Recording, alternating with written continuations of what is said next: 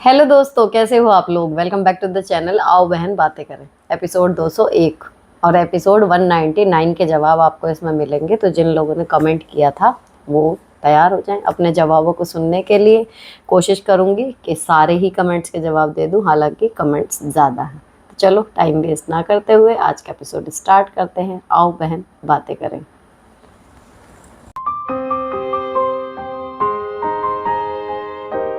पहला प्रश्न, मैम आप पुरानी चूड़ियों का क्या करती हैं, प्लीज़ रिप्लाई। कुछ नहीं करती, पहनती हूँ, डब्बे में करके रखी हुई हैं।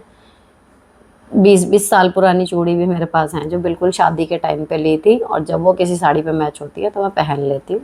उनका मैं कुछ नहीं करती क्योंकि वो ख़राब नहीं होती जब बिल्कुल ही ख़राब हो जाती हैं तो फेंकनी है। बाकी वो रखी हुई हैं as it is. Next, hello दी, मेरी छोटी बहन है, उसकी शादी 5 महीने पहले हुई थी और उसके सास परेशान करती है। 2 मकान है उनके, और जिसमें मेरी बहन का कमरा है उसमें ना तो लाइट है और ना ही कुछ और सुख सुविधा। इतनी गर्मी में कैसे रह लेती होगी। हम 1 घंटे भी बिना पंखे के नहीं रह सकते, तो बिना कूलर पंखे के कैसे रह लेती होगी। अगर उनसे लाइट लगवाने के लिए बोलते हैं तो वह कहते हैं कि हम नहीं लगा रहे। लाइव उनका पहले से ही पिछला बिल बाकी है, मतलब बकाया है, भरा नहीं है उन लोगों ने। हमें ये बात पहले नहीं पता थी, अब इतनी गर्मी में उसे भेज भी नहीं रहे।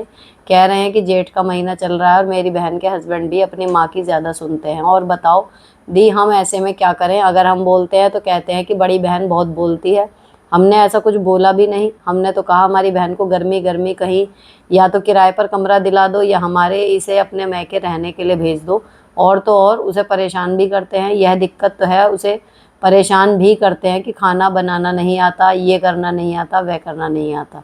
वह लड़कियां भी ज़्यादा सीधी है, मतलब ज़्यादा चंट चालाक नहीं है। देखो सीधी और तेज का ना आज मतलब हमारी बातचीत में, ये आज दिन भर जो मेरा दिन रहा उसमें मुद्दा निकला था। सीधे और बौड़म होने में ना फ़र्क होता है। जब भी कोई कहता है ना वो तो बहुत तेज है, मेरे लिए नहीं भी कह रहा हूँ, मेरे लिए भी बहुत लोग कहते हैं कि वो तो बहुत तेज़ है, लेकिन अगर किसी और के लिए भी बात होती है कि वो बहुत तेज़ है, तो मेरा हमेशा जवाब यही होता है कि सीधा कौन है। अपना भला बुरा भी जो ना सोच पाए उसे सीधा कहोगे, बॉडम कहोगे, है ना। अपनी भलाई के लिए अपनी बुद्धि का पूरा उपयोग करना, मुझे नहीं लगता इसमें कोई भी नुकसान है। अपनी बुद्धि का प्रयोग दूसरों को नुकसान पहुंचाने में करना, वहाँ आप गलत कर जाते हो, चाहे किसी का थोड़ा सा भी नुकसान हो रहा हो, है ना। तो उस हिसाब से अगर कोई कहे तेज है तो कॉम्प्लीमेंट की तरह लो। तो सबसे पहले तो अपनी बहन को इस भ्रम से निकालो कि सीधे बनने के चक्कर में ना पड़े। दूसरी चीज़, अगर वो लोग नहीं कर रहे, कर सकते हो तो या तो आप करवा दो लाइट का जुगाड़, या फिर दूसरी चीज़ ये है कि जेठ का महीना और देवर का महीना, ये सारी चीज़ें बाद की बात है। अगर इतनी गर्मी में अगले की तबीयत ख़राब हो जाए, कुछ परेशानी हो जाए, आप वो चीज़ देखोगे या सास परमिशन दे रही नहीं दे रही भेजने की वो देखोगे। अड़ जाओ भैया, या तो लाइट लगवाओ। बहू लाने का शौक है, घर कहाँ है, बहू कहाँ रहेगी। मतलब ऐसे तो कल को छत भी नहीं होगी हमारे सिर पे। सड़क पे लाके हम शादी करके आ गए, हमारा पति हमारे सड़क पे लेके बैठ जाएगा तो हम वहीं बैठे रहेंगे। भले ही हमारे मायके में सब कुछ सुविधा है, आदमी एक सर्वाइवल वाली चीज़ें होती हैं ना। तो भाई ये आपकी बहन को तो अड़ जाना चाहिए। इतना परमिशन, तेल लेने गई परमिशन। या तो बहू को इतना घर में रखने का शौक है, जेठ का महीना और ये सब मनाने का इतना शौक है, तो उसको जीने लायक कंडीशन तो दो। ये पुराना ज़माना थोड़ी है कि बिना बिजली के आदमी रह लेगा। तो भैया इसमें बजाय परमिशन के कि हम क्या करें, और ये कि बड़ी बहन बहुत बोलती है, अभी बहुत नहीं बोले हो तो बोलो बहुत जाके। बहू लाने का शौक है, उसके सर्वाइवल के लिए चीज़ें कौन जोड़ेगा, और नहीं है बस की तो बहू को घर भेजो। आपका तो स्टैंड ये होना चाहिए, सिंपल। इसमें उनकी मान मुनव्वल या परमिशन वाली, परमिशन देने की हैसियत है नहीं ना उनकी। जब वो सही से चीज़ें ही नहीं कर पा रहे बहू के लिए, तो किस मुंह से बता रहे हैं कि बहू जाएगी या नहीं जाएगी। तो आप जो कह रहे हो वो बिल्कुल गलत नहीं है, तो उसमें कोई झुक के बोलने की बात नहीं है। धड़ाके से बोलो, या तो यहाँ आए लड़की, हमारे घर भेज दो, जब तक यहाँ सुख सुविधा, तुम्हारे कर्जे चुक बिल ना चुक जाए, बिजली ना आ जाए। नहीं तो यहीं रहने दो उसे, मरेगी थोड़ी वहाँ रह के वो। थोड़ा मतलब इसमें स्ट्रिक्ट रहो, इतना लीनियरिटी में मत जाओ। सीधे और बॉडम वाले में वही मेरी बात याद कर लेना। दी, मेरा 4 मंथ का बेटा ये वीडियो भी बहुत ध्यान से देख रहा है आपकी। ये शायद वो है जो सारी मेरी ट्यून वगैरह सुनता है, सब कुछ है, अगर मैं गलत नहीं समझ रही। बाकी उसको लग रहा होगा शायद उसके घर में कोई उसकी मतलब मदर फिगर कोई कुछ बोल रही है, उसको कुछ अच्छा लग रहा होगा। चलो, मेरी तरफ से प्यार कर देना उसे। नेक्स्ट, हेलो दीदी, मेरे हस्बैंड बहुत अच्छे हैं, लेकिन मेरी सास की ज़्यादा सुनते हैं। वो चाहते हैं कि मैं मेरी सास खुश रखूं, पर वो टॉक्सिक हैं। कैसे ना किसी गलते मैनू चिल्ला के बोल दी, मेरी देवरानी दी तारीफ़ कर दी, मेरे कोल आके मेरी बिल्कुल वैल्यू नहीं कर दी, तो मैनू बहुत टेंशन जेलसी गुस्सा आंदा, पर मैं स्टिचिंग करनी शुरू कर दी हूँ। अच्छा, पंजाबी हो आपका, पढ़ पढ़ के मैंने भी पंजाबी बोल ली। तो देखो, आप ना अपनी तरफ से कोशिश करो, मेनली जब हस्बैंड हो उनके सामने जितने आप एफ़र्ट करती हो उतने ही करो, चाहो तो एक आध और बढ़ा के कर दो, है ना। तो आपका ये पॉइंट बनेगा कि I am trying my best. अब उतने में आपकी माँ खुश हो जाती है, ठीक है, नहीं तो मैं इसमें कुछ नहीं कर सकती, है ना। एक होता है ना पैदल, या कोई भी चीज़ है, मान लो आपकी गुंजाइश में है, आप कर सकते हो, आप नहीं कर रहे, तो फिर उसकी सफाई देना मुश्किल हो जाता है। लेकिन अगर आप अपनी पूरी गुंजाइश जहाँ तक है उतना काम कर रहे हो, उसके बाद भी कोई खुश नहीं हो रहा, तो इट्स नॉट योर फॉल्ट, है ना। और अपने आप को बर्नआउट नहीं करना ऐसे लोगों को खुश रखने के लिए जिनकी एक्सपेक्टेशन हमसे पता ही नहीं क्या है, और जितना हम कर रहे हैं वो उसको भी नहीं कहीं ना कहीं कंसीडर कर रहे हैं। तो ऐसे लोगों को खुश करना मतलब अपनी एनर्जी पूरी तरीके से वेस्ट करना। लेकिन हाँ, आप अपने पति के लिए, उनके लिए जो बन पड़े अपनी सास को खुश करने के लिए कर सकती हो, लेकिन उतना जितना आप आराम से कर सको, क्योंकि अल्टीमेटली वो खुश कभी नहीं होंगी। बट आपके पति को ये भरोसा होना चाहिए कि मेरी पत्नी अपनी जितनी उसकी क्षमता उतना कर रही है, and then you are sorted. Next बड़ा कमेंट है, देखते हैं। हाय दीदी, मेरे 2 बेटे हैं, जुड़वा 21 साल के। एक बॉम्बे रहता है, जॉब की वजह से वो दूध एक्सेट्रा नहीं लेता, इसलिए मैंने उसे एग खाने को बोल दिया। मेरा दूसरा बेटा उसे देखकर एग की ज़िद करने लगा, और उसका भाई भी मुझे फोर्स कर रहा था कि मम्मी खाने दो ना प्लीज़। और उसके ब्लड टेस्ट करवाए तो उसमें भी vitamin D, B12, good cholesterol, इन सब की डेफिशिएंसी है। इसलिए मैंने बोला ठीक है खा ले, पर किचन में नहीं बनेगा। वो अपने रूम में बॉयलर एंड एग ले आया। उसके पापा को जब बताया तो वो नाराज़ हो गए और बोले कि अब मैं घर पर खाना नहीं खाऊंगा। वैसे दोनों बाप बेटे की नहीं बनती, उसकी वजह भी मेरे हस्बैंड ही हैं। पहले मेरा बेटा अपने पापा से बहुत प्यार करता था, पर 2 साल पहले उन्होंने कुछ गलत कर दिया, वो भी बहुत ज़्यादा ही गलत। तब से मेरे बेटों के मन में उनकी रिस्पेक्ट ख़त्म हो गई। वो डिसरिस्पेक्ट नहीं करते, बस नॉर्मल बात कर लेते हैं। मेरे हस्बैंड फैमिली की जिम्मेदारी भी नहीं संभाल पाते, उनके इनकम का भी कोई भरोसा नहीं होता, समझदार भी नहीं है। मैं अपना घर चला रही हूँ। अब एक बेटा तो अच्छा कमाता है, बॉम्बे वाला, घर पर भी पैसे भेजता है, दूसरा भी CA पढ़ रहा है। मैं बीच में फंस जाती हूँ। बेटे की मानूँ तो हस्बैंड नाराज़, नहीं तो बेटा नाराज़। बच्चों को अभी मेरी नीड है, वो हर बात मुझसे शेयर करते हैं। मेरे बच्चे समझदार हैं, वो अपनी ज़िम्मेदारी समझते हैं। हस्बैंड को कैसे हैंडल करूं, बहुत ही मैनिपुलेटिव और नार्सिसिस्टिक पर्सनैलिटी है। पहले पता नहीं था, पर बोला 2-4 दिन नहीं खाओगे, बाद में खाना तो पड़ेगा ही, क्योंकि वो बच्चों की नज़र में और बुरे बन रहे हो। उन्हें लगता है कि मैं बेटों पर कंट्रोल करूं, पर मुझे सही नहीं लगता। कोई किसी को कंट्रोल नहीं कर सकता, बच्चों से बनाकर रखनी पड़ती है, क्या करूँ। देखो, किसी से बनाकर रखनी पड़ती है वाला ना अपने दिमाग से निकालो। हमेशा सही का साथ देना है, ये है जो नॉर्मल तरीके से अगर हम देख रहे हैं बाहर से, तो जो ज़्यादा सही लग रहा है हमेशा उसका सपोर्ट करना चाहिए। ज़रूरी नहीं है कि उससे हमें बना के रखनी है, उससे हमें आगे फ्यूचर में फ़ायदा है। तो मेरे हिसाब से तो टेंडेंसी मेरी तो ये है, ठीक है। मेरा किसी से लाभ नहीं भी है, तो भी अगर वो सही है तो मैं उसको सही कह दूँगी। और मेरे फ़ायदे वाला आदमी भी अगर गलत कर रहा है तो मैं बोल दूँगी कि भाई यहाँ तेरी गलती दिख रही है मेरे को, तो मेरे हिसाब से तो तू गलत है। अगर वो पूछे, वैसे मैं कौन फैसला देने वाली। अब आप बीच में फंस रहे हो, ठीक है।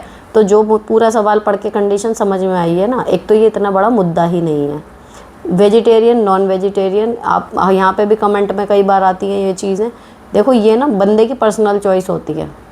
आप खाएं ना खाएं ये आपका डिसीजन, लेकिन सेम दूसरा खाए या ना खाए ये उसका डिसीजन। अब रही बात कि एक घर में अगर हैं तो क्या है, अब वो अपने कमरे में ले आया बॉयलर एग वगैरह, वहाँ पे खा रहा है, वो है। लेकिन अगर आपके पति होते कि भाई बिल्कुल वो है और उनका दिल नहीं दुखना चाहिए, वो हमारे परिवार की धुरी हैं, सपोज़ करो ये कंडीशन मैं अपने हस्बैंड पे मान के चलूँ, तो फिर क्या इलाज होता कि बेटा देख, तू अपना खाना पीना जैसा भी करना है तू बाहर खा ले। फिर ये होता कि चलो इनकी भी रह गई, उनकी भी रह गई, घर में एक रसोई में नहीं बनेगा। रसोई में तो वैसे भी नहीं बन रहा, तो आपके हस्बैंड जो है वो बिना मतलब की बात कर रहे हैं। तो यहाँ बात ये नहीं, बच्चों से बना कर रखनी पड़ती है। बच्चों की एक्चुअल में कोई गलती ही नहीं है, तो आपको बच्चों का ही इसमें पक्ष लेना होएगा। खाना खा रहे हैं ठीक है, नहीं खा रहे हैं वही है, 2-4 दिन में कब तक बाहर खाएंगे। और आप लॉजिक दे सकते हो कि आपको किचन में क्या प्रॉब्लम है, वो तो अपने कमरे में बना रहा है। आप पति होने के नाते उनको इतना कन्विंस कर सकते हो कि आप खा लो ना, क्यों मतलब बेकार की बात कर रहे हो, इतना है बस। लेकिन अगर ये कि मैं या बच्चे, तो इस टाइम पे तो बच्चे सही हैं, कोई मुद्दा नहीं है यार। ऐसा बहुत सारे परिवारों में है कि माता पिता नहीं खाते नॉनवेज और या इस तरीके का कुछ भी, और बच्चों को पसंद है या उनकी बॉडी को ज़रूरत है, वो खा रहे हैं, तो उसमें ये थोड़ी होता है कि इसमें गृहस्थी दो फाड़ हो जाएगी, बीच का रास्ता निकालना पड़ता है। या हमारा मान लीजिए परिवार है शाकाहारी, अब बहू आई है बाहर से, वो आती है वो मांसाहारी खाती है, उसका पेट ही नहीं भरेगा, मान लो हफ्ते भर में उसको चाहिए ही चाहिए, तो क्या करोगे? अच्छी लड़की होने के बावजूद भी मना करोगे? बीच का रास्ता निकालना पड़ता है, थोड़ा सा दूसरे का भी सम्मान करना पड़ता है, देन ठीक है ना। तो आप गलत नहीं हो, और ना कोई मजबूरी है कि बच्चों का साथ, यहाँ बच्चों की गलती है ही नहीं मेरे अकॉर्डिंग। नेक्स्ट, राधे राधे दी, मेरी एज 27 है, पापा चाचा सब अल्कोहलिक थे और उनको आपस में लड़ाई होती रहती थी। मम्मी अवॉइडेंट नेचर की थी, खुद के खाने पीने पहनने पर सबसे ज़्यादा फोकस, और भाई उनका फेवरेट था। उनको ना पापा के खाने की फ़िक्र थी, ना कहीं नाली में पड़े रहते थे, ना मेरी एज 24 तक मेल न्यूट्रिशन रहा है। फिर मैं एडमिट हो गई हॉस्पिटल में, मेरा लीवर किडनी सब ख़राब है, सिंपल खाना खा पाती हूँ। पापा की डेथ हो गई ज़्यादा अल्कोहल की वजह से। मम्मी से मैंने बहुत शिकायत करी कि मेरा ध्यान क्यों नहीं रखा बचपन में। अब मेरा मन किसी से बात करने का नहीं करता, कोशिश करने पर भी। मम्मी भाई है जिसकी मम्मी ने सबसे ज़्यादा केयर की, वो बिल्कुल हेल्दी रहा बचपन से। जेलस नहीं हूँ, बट मन में कसक है, मुझ में क्या कमी थी, ना पापा का प्यार मिला ना मम्मी का। देखो ये आपकी जो गलती आपको लग रही है किस्मत की बात है। देखो किस्मत में ना, अगर हम बुरा सोचें कि क्या हुआ, तो बहुत सारी चीज़ें होती हैं सबकी लाइफ में जो उन्हें लगता है कि यार मेरी क्या गलती थी जो मेरी किस्मत में ऐसा हुआ, ठीक है। लेकिन वो कहीं ना कहीं, मैं तो मान के चलूँ, अब थोड़ा सा अगर मैं अपने आप को सात्विक उसमें सोचूं, थोड़ा सा ना हमारे कर्म है। देखो हमने इस जन्म में भले कुछ ना किया हो, जो छोटे छोटे बच्चे एडमिट हो जाते हैं, छोटे छोटे बच्चों को बड़े कष्टकारी मतलब अनुभवों से गुजरना पड़ता है। कई बार आपने देखा होगा कि बचपन में ही इतनी बीमारियां, या डॉक्टर के हत्थे चढ़ गए, इस तरीके की चीज़ें होती हैं, या उनका शरीर में कोई ना कोई ऐसा डिफेक्ट आ जाता है, या फिर इतने गरीब परिवार में वो बच्चा जन्म ले रहा है कि उसकी ज़िंदगी ऑलरेडी नरक हो चुकी। तो ये क्या है, अभी तो उसने जन्म ही लिया है। 1-1.5 साल के बच्चे ने कौन सा पाप कर दिया होगा? तो कुछ हमारे पूर्व जन्म के कर्म होते हैं जिनके बदौलत हमें शरीर, हमारा थोड़ा सा जन्म हम कहाँ ले रहे हैं, हमारे भाई बहन, हमारे माता पिता, वो सब मुझे लगता है हमारा बैलेंस जो है वो तय करता है ना। तो इसमें जो हमें दिख रहा है यहाँ पर कि इनकी वजह से ऐसा हुआ ना, वो सिर्फ साधन मात्र है। अब ये आपको थोड़ा वो लग रहा होगा कि ये तो सत्संगी बातें करने लगी, लेकिन अपने मन को शांत करने का सिर्फ और सिर्फ एक यही सोचने का तरीका है जिससे आपका मन शांत हो जाएगा। आपके अंदर जो दिक्कतें आ गई, देखो उनको मेडिकली आप जितना क्योर कर पाओगे उतना होएगा, लेकिन जो मन में कलुष आ गया है कि मेरी माँ की वजह से मैं ऐसी हूँ, आपकी माँ को कोई फ़र्क पड़ेगा नहीं पड़ेगा, लेकिन आप उस आग में जलती रहोगी। तो इस तरीके से सोचने पे ना कि शायद मेरे ही कोई गलत वो हुआ होगा जिसकी वजह से मुझे इस बार ये है, मैं आगे से अपने कर्म अच्छे रख लूँ ताकि मेरी आने वाली ज़िंदगी जो है वो सही जाए, या इतनी कमियों के बावजूद भी अब जहाँ मुझे सौभाग्य की ज़रूरत पड़े वो तो मिलेगा, तो मैं अब ठीक से अपना जीवन जीऊँ। तो उसके लिए ना बहुत ज़रूरी होता है कि हम इसी टेंडेंसी के साथ अपने जीवन में जो कमी है उनको देखें, और उन लोगों को फिर हम माफ़ कर पाते हैं। हमें ऐसा लगने लगता है कि यार इनका कोई रोल नहीं है, ये तो निमित्त मात्र थे, ये किस्मत थी जिन्होंने इनसे ऐसा करवाया, तो उसके उनका कोई फ़ायदा नुकसान नहीं हो रहा, हमारे मन का एक बोझ हल्का हो जाता है, और फिर हम मतलब लाइटर फील करोगे आप। और फिर जितनी भी कमी आपके शरीर में है ना, वो भी अगर वो मेडिकली क्योर हो सकती होंगी, वो तेज़ी से क्योर होंगी। प्लस अब आप उनके अलावा जो अब आपके अंदर खूबी है, आप उनको तरफ ध्यान देने लगोगे कि चलो ये चीज़ नहीं है, ये तो है, इससे काम अच्छा कर सकती हूँ मैं, इसको थोड़ा बढ़ा लेती हूँ, है ना। तो मैं आपको ये चीज़ें हवा में नहीं कह रही कि मैं गुरु जी बन के बोल रही हूँ, यहाँ पे सत्संग सुना रही हूँ, ऐसा कुछ। आप जिस फेज़ में हो ना कि आपका शरीर आपके हिसाब से नहीं है, आप परेशान हो अपने शरीर की कमियों को लेके, मैं इस दौर से गुजर चुकी, है ना। और फिर जब अपना शरीर ही अपना साथ नहीं देता ना, और जैसा हम चाहते हैं वो वैसा नहीं है, तो उस फ्रस्ट्रेशन का मतलब शायद ही कोई तोड़ है कि इससे बड़ा कुछ फ्रस्ट्रेशन मतलब लाइफ में हो सकता है। सबसे बुरा लगता है जब आपका अपना शरीर आपके हिसाब का नहीं होता, साथ नहीं दे रहा या है ही नहीं वैसा, है ना, तो वो चीज़ है। लेकिन जब आप थोड़ा सा अपने आप को प्यार करने लगोगे, थोड़ा सा सोचोगे कि इन कमियों का मैं कुछ कर नहीं सकती, तब आपका उन तरफ ध्यान जाता है, उन चीज़ों की तरफ जो अच्छी हैं। और ये मैं हमेशा कहती हूँ, ऐसा कोई नहीं है जिसके बॉडी में, जिसके माइंड में, जिसके पर्सनैलिटी में सिर्फ़ और सिर्फ कमियाँ भरी हुई हों। कुछ बेहद अच्छी चीज़ें भी भगवान ने हर एक इंसान को दी हैं, किसी को बहुत सारी दे दी, लेकिन ऐसा एक भी इंसान भगवान ने नहीं छोड़ा, मुझे हमेशा लगता है, पक्का विश्वास है मेरा, जिसको उन्होंने एक भी ऐसा सुनहरा गुण ना दिया हो जिसके ज़रिए वो अपना जीवन बहुत अच्छे से सर्वाइव कर सकता है। तो आपको अपने उस गुणों को ढूंढना है जिनको अगर आप बढ़ा लो तो आपकी ज़िंदगी अच्छी हो जाएगी और आप मतलब औरों से भी बेहतर कर पाओगे लाइफ में। ढूंढो उस चीज़ को, और जो नहीं है ना अब उसको छोड़ दो, उधर से ध्यान हटा लो, जो उसके सुधार के लिए आप कर सकती हो वो करो। लेकिन अब ये है तो मैं ये नहीं कर सकती, वो सोचना छोड़ दो। ये अब पूरा मतलब ध्यान इस पर लगाओ कि इन कमियों के साथ भी अब आप अपनी बॉडी और माइंड के साथ क्या कर सकती हो लाइफ के लिए, बस।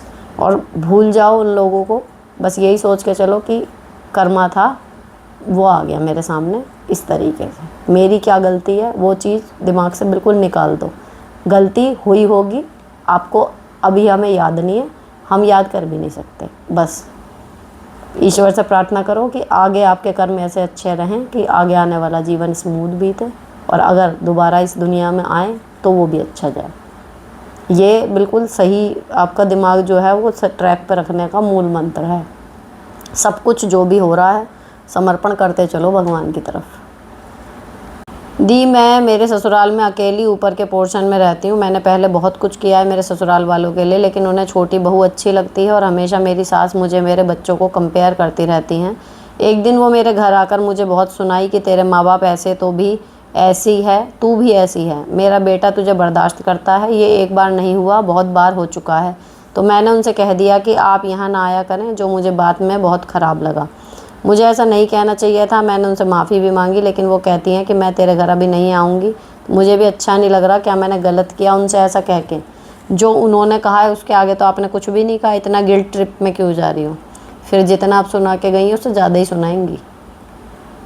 सोच समझ के बोलो, इसीलिए मैं हमेशा कहती हूँ, ताकि अपने बोले के पीछे कभी माफ़ी मांगने की नौबत ना आए, ठीक है। और जो आपने कहा है वो ऐसा कुछ नहीं बोल दिया कि अब यहाँ ना आया करो, अब आके हमारी बैंड बजा रही है हमारे घर में, तो आदमी यही कहेगा कि भैया तू मत आ यहाँ। तो वही आपने किया, आप फालतू माफ़ी वाफ़ी मांग के अपनी बात हल्की क्यों कर रहे हो? नेक्स्ट, हेलो दी, मेरे घर के सामने एक आंटी रहती हैं, वो हर टाइम नज़र रखती हैं मैं कब जाती हूँ, घर में कौन आता है, कब मैं क्या काम करती हूँ। कुछ बोलती नहीं है बट गेट खोल कर देखती ज़रूर है। मुझे बड़ा अजीब लगता है, गुस्सा आता है, प्लीज़ बताएं मैं क्या करूँ। नमस्ते करना शुरू कर दो उनसे आते जाते। नमस्ते आंटी, और सुनाओ क्या हाल है? अरे अंदर बैठ जाती हैं आंटी, गर्मी हो रही है। कुछ भी आप भी उल्टा बोल के चलो बजाय अवॉइड करके चलने के। और अच्छी बात है ऐसे लोग अगर हैं, मुझे तो देखो कोई परेशानी लगती नहीं। अभी आपको लगेगा कि मैं झूठ बोल रही होंगी या ऐसा कैसे होएगा। हमें हमारे घर में आए हुए ना 8 साल पूरे हो गए, 9 लग गए। मुझे अभी अपनी गली के लोगों का भी सही से नाम और वो नहीं पता कि कौन से घर में कौन रहता है। अभी भी 1-2 घरों में मुझे कन्फ्यूज़न है, अपनी गली के बाकी का तो पता है इतने साल में। लेकिन अगर मैं अपनी गली पार कर जाऊं तो जो सड़क के पार का कॉलोनी के वो लोग भी आते जाते हैं, गली के कई लोगों की उठ बैठ है। और वहाँ पे जब मेरी मेड आती थी ना तो सब लोग बाहर तक के, पता नहीं वो किस किस का नाम बताती थी, वो सब मुझे जानते हैं और मैं किसी को भी नहीं जानती, एक सिंगल बंदे को भी, कि कौन सा बंदा किस घर में रहता है, उसका क्या नाम है, उन्हें कौन सी भाभी जी कहते हैं, मुझे नहीं पता। 8.5 साल में बस मैंने अपनी गली का जानकारी करी है। तो अगर ऐसे कोई आपकी निगाह रखता है ना, जाना आना देखना रखता है, तो कहीं ना कहीं देखो सिक्योरिटी के हिसाब से बुरा नहीं है, पता रहता है कि भाई ये है। हाँ, उन आंटी से पूछ लो क्या हुआ था। तो इतना चिढ़ो मत, है ना, बल्कि उनसे नमस्ते करके चलो और उल्टा खुद भी बोल के चलो। उनसे अवॉइड मतलब वाले उसमें मत जाओ जोन में। नेक्स्ट, मैम मेरा बेटा चार्टर्ड अकाउंटेंट है और 29 साल का है, एक लड़की से रिलेशनशिप में है। वो लड़की कनाडा की सिटीजनशिप लेना चाहती है जिसमें पता नहीं कितना टाइम लगेगा। हम शादी करना चाहते हैं लेकिन लड़की मानने को तैयार नहीं, बेटा भी उसकी हाँ में हाँ मिलाता है। इसकी वजह से पति डिप्रेशन में जा रहे हैं, समस्या से कैसे निपटें? पति को कैसे समझाऊं, कृपया सलाह दें। वैसे लड़की या उसके परिवार से हमें कोई समस्या नहीं, लड़की का कहना है कि सिटीजनशिप मिलने के बाद ही शादी करेंगे। देखो 29 साल आज की डेट में बहुत ज़्यादा एज नहीं है, अब तो कॉमन हो गया कि 30 क्रॉस करके बच्चे शादी कर रहे हैं, है ना। तो आप चाह के भी कर कुछ सकते नहीं, दोनों अडल्ट हैं, दोनों स्ट्रॉन्ग माइंडेड हैं, अपना डिसीजन ले रहे हैं। आप जितनी प्रॉब्लम क्रिएट करोगे अपने बच्चों के लिए भी स्ट्रेस दोगे और ख़ुद भी स्ट्रेस लोगे, है ना। तो अपने पति को यही कह के समझाइए कि देखिए जितना हमारे हाथ में था हमने कर लिया, इससे ज़्यादा हम उनको फोर्स नहीं कर सकते। तो आप ना तो खुद परेशान हो, जितनी आप जिद करोगे उतना बच्चा हमारा परेशान ही रहेगा। हम जल्दी शादी क्यों करना चाह रहे हैं बच्चे की, सेटल हो जाए, खुश रहे, फैमिली स्टार्ट हो जाए, यही तो हमारा मोटिव है ना, बीइंग अ माँ बाप। तो अगर हमारी वजह से बच्चा खुश होने की बजाय और टेंशन में जा रहा है तो हम क्या ही कर रहे हैं। यही कह के उन्हें समझाओ, क्या पता समझ में आ जाए। नेक्स्ट, मैम आशा तरीका बताओ। ऐसा होगा, ऐसा तरीका बताओ इंसान अपनी बात भी कह दे और वो बहुत लड़ाई ना बने। अगर हमें किसी की भी बात गलत लगे या हमेशा ज़बरदस्ती मनाए जाएं कि ये कहकर कि तू हमारा मान रख, तू ही हमारा इज्जत नहीं करेगी तो हमारा क्या फ़ायदा आना यहाँ। फॉर एग्ज़ाम्पल ननद कहे कोई बात या कोई रिलेटिव, कैसे अपनी बात को सेट करें, क्योंकि कभी मुझे अपनी रिस्पेक्ट होनी पड़ती है, ऐसे इमोशनल तरीके से खोनी पड़ती होगी। देखो ये तो एक स्किल है, ये एक आर्ट है मैं तो ये कहूँगी। और कई सालों की प्रैक्टिस के बाद मैं ये कह सकती हूँ कि हाँ मैंने ये आर्ट सीख ली कि मैं बात कह सकती हूँ जो मुझे कहना है, सामने वाले को ना उसे अपमान ऐसे लगेगा कि भाई उसकी बेइज्जती कर दी, लेकिन उसको समझ में आ जाएगा कि हाँ उसको इस चीज़ के लिए नोट डाउन कराया गया।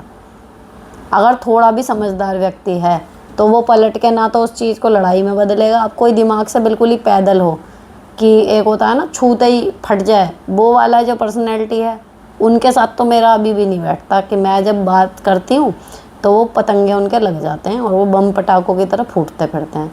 उसकी भी मुझे फ़र्क नहीं पड़ता, क्योंकि जितना कहना था और जितना सभ्य तरीके से कह सकती थी कह दिया। तो ये एक स्किल है और इसको सीखने की ट्रिक यही है कि अपना कोई भी मुद्दा है ना, देखो थोड़ा सा जैसे जैसे करोगे प्रैक्टिस हो जाएगी। बोलने से पहले हल्का सा प्रोसेस कर लो माइंड में, शब्दों का चयन बहुत इम्पॉर्टेंट है ना। तो और एक दूसरा टोन, अपनी टोन बिल्कुल धीमे रखो, आराम से बात करो, आवाज़ तेज़ मत करो, है ना। शब्द थोड़े से अच्छे से चुनो और दूसरा उसमें कहीं ना कहीं मैं से शुरू ना करके तुम से शुरू करो, तो देखना सेंटेंस कुछ और ही बनेगा, है ना। आदेश ना दे के रिक्वेस्ट कर लो, इस तरीके से बात करके देखो तो धीरे धीरे ये स्किल आ जाएगी। पहले लड़ाई वाली चीज़ें छोड़ के पहले नॉर्मल बातचीत में ही अपना बोलने का तरीका चेंज करना शुरू करो। धीरे धीरे फिर किसी की क्लास भी लगानी है तो तमीज़ से कैसे लग सकती है वो भी आपको आ जाएगा। नेक्स्ट, राधे राधे दी, नमस्ते। मैं भी एक वर्किंग वूमन हूँ, साथ में 2 बच्चे भी हैं छोटे छोटे। मैं आपकी शादी की वीडियो सुनकर जब मैं सुबह किचन का काम करती हूँ तब आपकी वीडियो प्ले करके रख देती हूँ, काम करने में बहुत आसानी होती है। प्लीज़ मेरा कमेंट पढ़िएगा। मैम एक बात बोली, मुझे आपकी जितनी बातें तो नहीं आती लेकिन सोच बिल्कुल आपके जैसी है और मेरी समस्या ये है कि 15 साल में मुझे मेरे साथ में इतना दुख दिया है जिसको मैं बता नहीं सकती। बच्चे भी बहुत लेट हुए, उस वजह से भी बहुत दुख हुआ, शरीर भी पूरा ख़त्म हो चुका है। जब से आपके एपिसोड देखने लगी हूँ तब से बहुत हिम्मत मिली है। पहले तो जेठानी और सास ने मिलकर बहुत परेशान किया, अब मैं खुद का हिसाब खुद से रहती हूँ, अलग रहती हूँ, 2 बच्चे भी हो गए और बहुत अच्छी लाइफ चल रही है। तो अब सास जताने की नहीं बनती और अब सोचती है कि बुढ़ापे में उनकी सेवा करूं। मुझे उसकी शक्ल देखना भी मंजूर नहीं है। सास और मैं एक ही मकान में रहते हैं, जेठानी पहले वाले मकान में रहती है।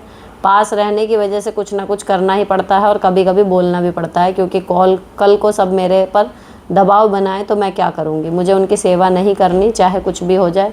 अगर ऐसा होगा तो उनके पहले मैं मर जाऊँगी। इतना रिजिड मत हो, इतना रिजिड मत हो, ठीक है। माना कि आपको चिढ़ है या कुछ और है तो ये बात आप सीधे बस कह दो कि भैया मुझे नहीं करनी, मेरा मन खट्टा हो चुका, मेरे साथ रह के ना ये सुखी रहेंगी ना मैं। और बहुएं ना होती तो अलग बात थी। एक बार बस बिना किसी मतलब लाग लपेट या बिना किसी उसके अतिशयोक्ति अलंकार के कि भाई बड़ा चढ़ा के कहना, सीधे सरल शब्दों में ये बात कह देना। एंड आई होप कि ये काम कर जाएगा। इतना कहना भर ही, आपके मरने की नौबत नहीं आएगी कि मैं मर जाऊंगी, इतना ज़्यादा नहीं सोचो। नेक्स्ट, और बताऊं, कोई नहीं मरेगा।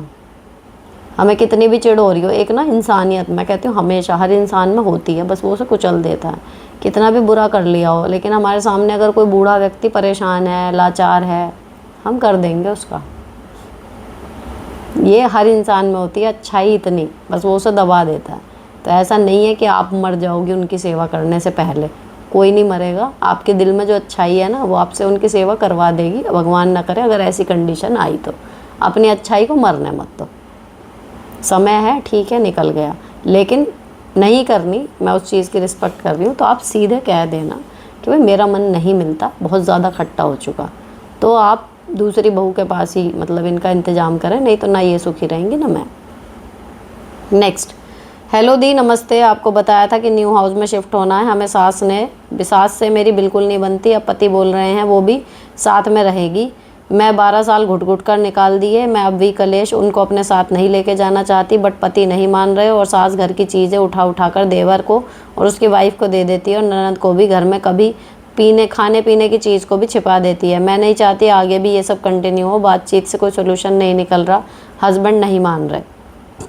देखो, अगर ये नया घर आपने बनाया है ना, तो चीज़ें बदलेंगी, है ना, ऐसा नहीं है। और दूसरी चीज़, अपनी चीज़ों को थोड़ा सा सिक्योरिटी रखना शुरू करो। ऐसे खुले रखो ही मत, इतना अपरंपार भंडार लगाओ ही नहीं। इस तरीके से रखो कि थोड़ी ये चीज़ें कम हो। ज़ीरो तो नहीं हो सकती अगर आपका कोई फैमिली मेम्बर इस तरीके का है, तो वो तो सामान तो बीच में कहना गायब होए गई। लेकिन कोशिश यही करो कि जितना सामान है ज़रूरत भर का मंगाओ, उसे भी कहीं लॉक वॉक जो हो उसकी तरीके से रखो, ताकि ये चीज़ें कम हो। लेकिन अगर आपने ये अपनी कमाई से बनाया है ना, तो पहले वाली कंडीशन नहीं होएगी, थोड़ा कम होएगा ये चीज़। क्योंकि अगर पति आपकी बात से भी नहीं मान रहे, अब आप ज़्यादा अड़ोगे, पता लगा नए घर में जा रहे हो और कलेश करके जा रहे हो अपने पति और आपके बीच में। तो आप अपने बॉन्ड को संभालो, अपने घर को संभालो। जो वो चीज़ें उनको देती वेती रहती हैं ना, अगर आप पकड़ने पे आ जाओ तो पकड़ सकती हो, दिखा सकती हो कि देखो ये उठा के वहाँ दे दिया, ये भी हो सकता है। लेकिन मैं यही कहूँगी, थोड़ा अपनी सिक्योरिटी बढ़ा दो सामान की, जितनी हो सकती है पॉसिबल। और जैसे चल रहा है, फिर अगर नहीं मान रहे पति तो कलेश मत करो। नए घर में जा रहे हो, राजी खुशी जाओ। नेक्स्ट, सुनीता जी, आपको ढेर सारा प्यार। मेरी ससुराल में मेरे जेठ जेठानी और उनका एक बेटा है। 13 साल जब से शादी होकर आई, यही सोच के आई कि ये मेरी फैमिली है, मैं किसी भी परिस्थिति में इन लोगों से नहीं बिगड़ूंगी। मैं अपनी मदर की सिंगल चाइल्ड हूँ, पापा नहीं है, जॉब भी करती हैं, 2 ट्विंस बच्चे हैं, सब अच्छा था। बस धीरे धीरे साथ में खाने में इशू होने लगे। वो हेल्प नहीं कराना चाहती थी, ना ही किचन में सामान प्रॉपर मेंटेन करती हैं। साथ में थी तो बहुत थक जाती थी। अब हमारा खाना पीना अलग हो गया। सास ससुर मेरे साथ हैं, बात से नाराज़ हैं। वो लोग बोलचाल बंद हो गई है। आज भी मैं उनसे प्रेम करती हूँ, वो लोग हमसे नफ़रत करते हैं। अब मैं बहुत दुखी रहती हूँ कि उन लोगों को जोड़ के मैं चल नहीं पाई। 8 सालों का प्यार, सब करने की कोई वैल्यू नहीं बची। रिश्ता एंड हो गया, मेरी गलती ना होते हुए भी। सारा ब्लेम मेरे ऊपर है। उन लोगों ने अपना लोड भी मेरे ऊपर डाल रखा था। अब मैं थकती तो नहीं हूँ, लेकिन अकेली हो गई हूँ। देखो, 10 में से मुझे लगता है अभी भी 7, ज़्यादा तो नहीं मैं कहूँगी, लड़कियां अपनी शादी ससुराल को लेके यही सोच के आती हैं कि भाई अब मेरा घर यही है और मैं इन रिश्तों को संभालूंगी। अपनी कोशिश करती भी हैं, ठीक है। लेकिन किसी की 8 साल में आँख खुलती है, किसी की 10 में, किसी की 20 में, किसी की पूरी ज़िंदगी निकल जाती है, कोई शुरू के 1 साल में समझ जाता है। पढ़नी लात ही है। हम उसे परिवार मान रहे हैं, हम उसमें एफर्ट डाल रहे हैं, सास को माँ मान रहे हैं, ससुर को बाप मान रहे हैं, लेकिन वो नहीं मानते। उनके लिए आप एक सिर्फ प्रॉफिट का जरिया हो। कमाने वाली हो तो कमा के दे दो, नहीं कमाने वाली हो घर का काम करा लो, सब काम इससे करा लो। बदले में जब इसको ज़रूरत पड़ेगी हम ठेंगा दिखा देंगे, चाहे वो मान सम्मान के विषय में हो, चाहे वो प्यार के हो, चाहे वो काम के हो, यही होता है।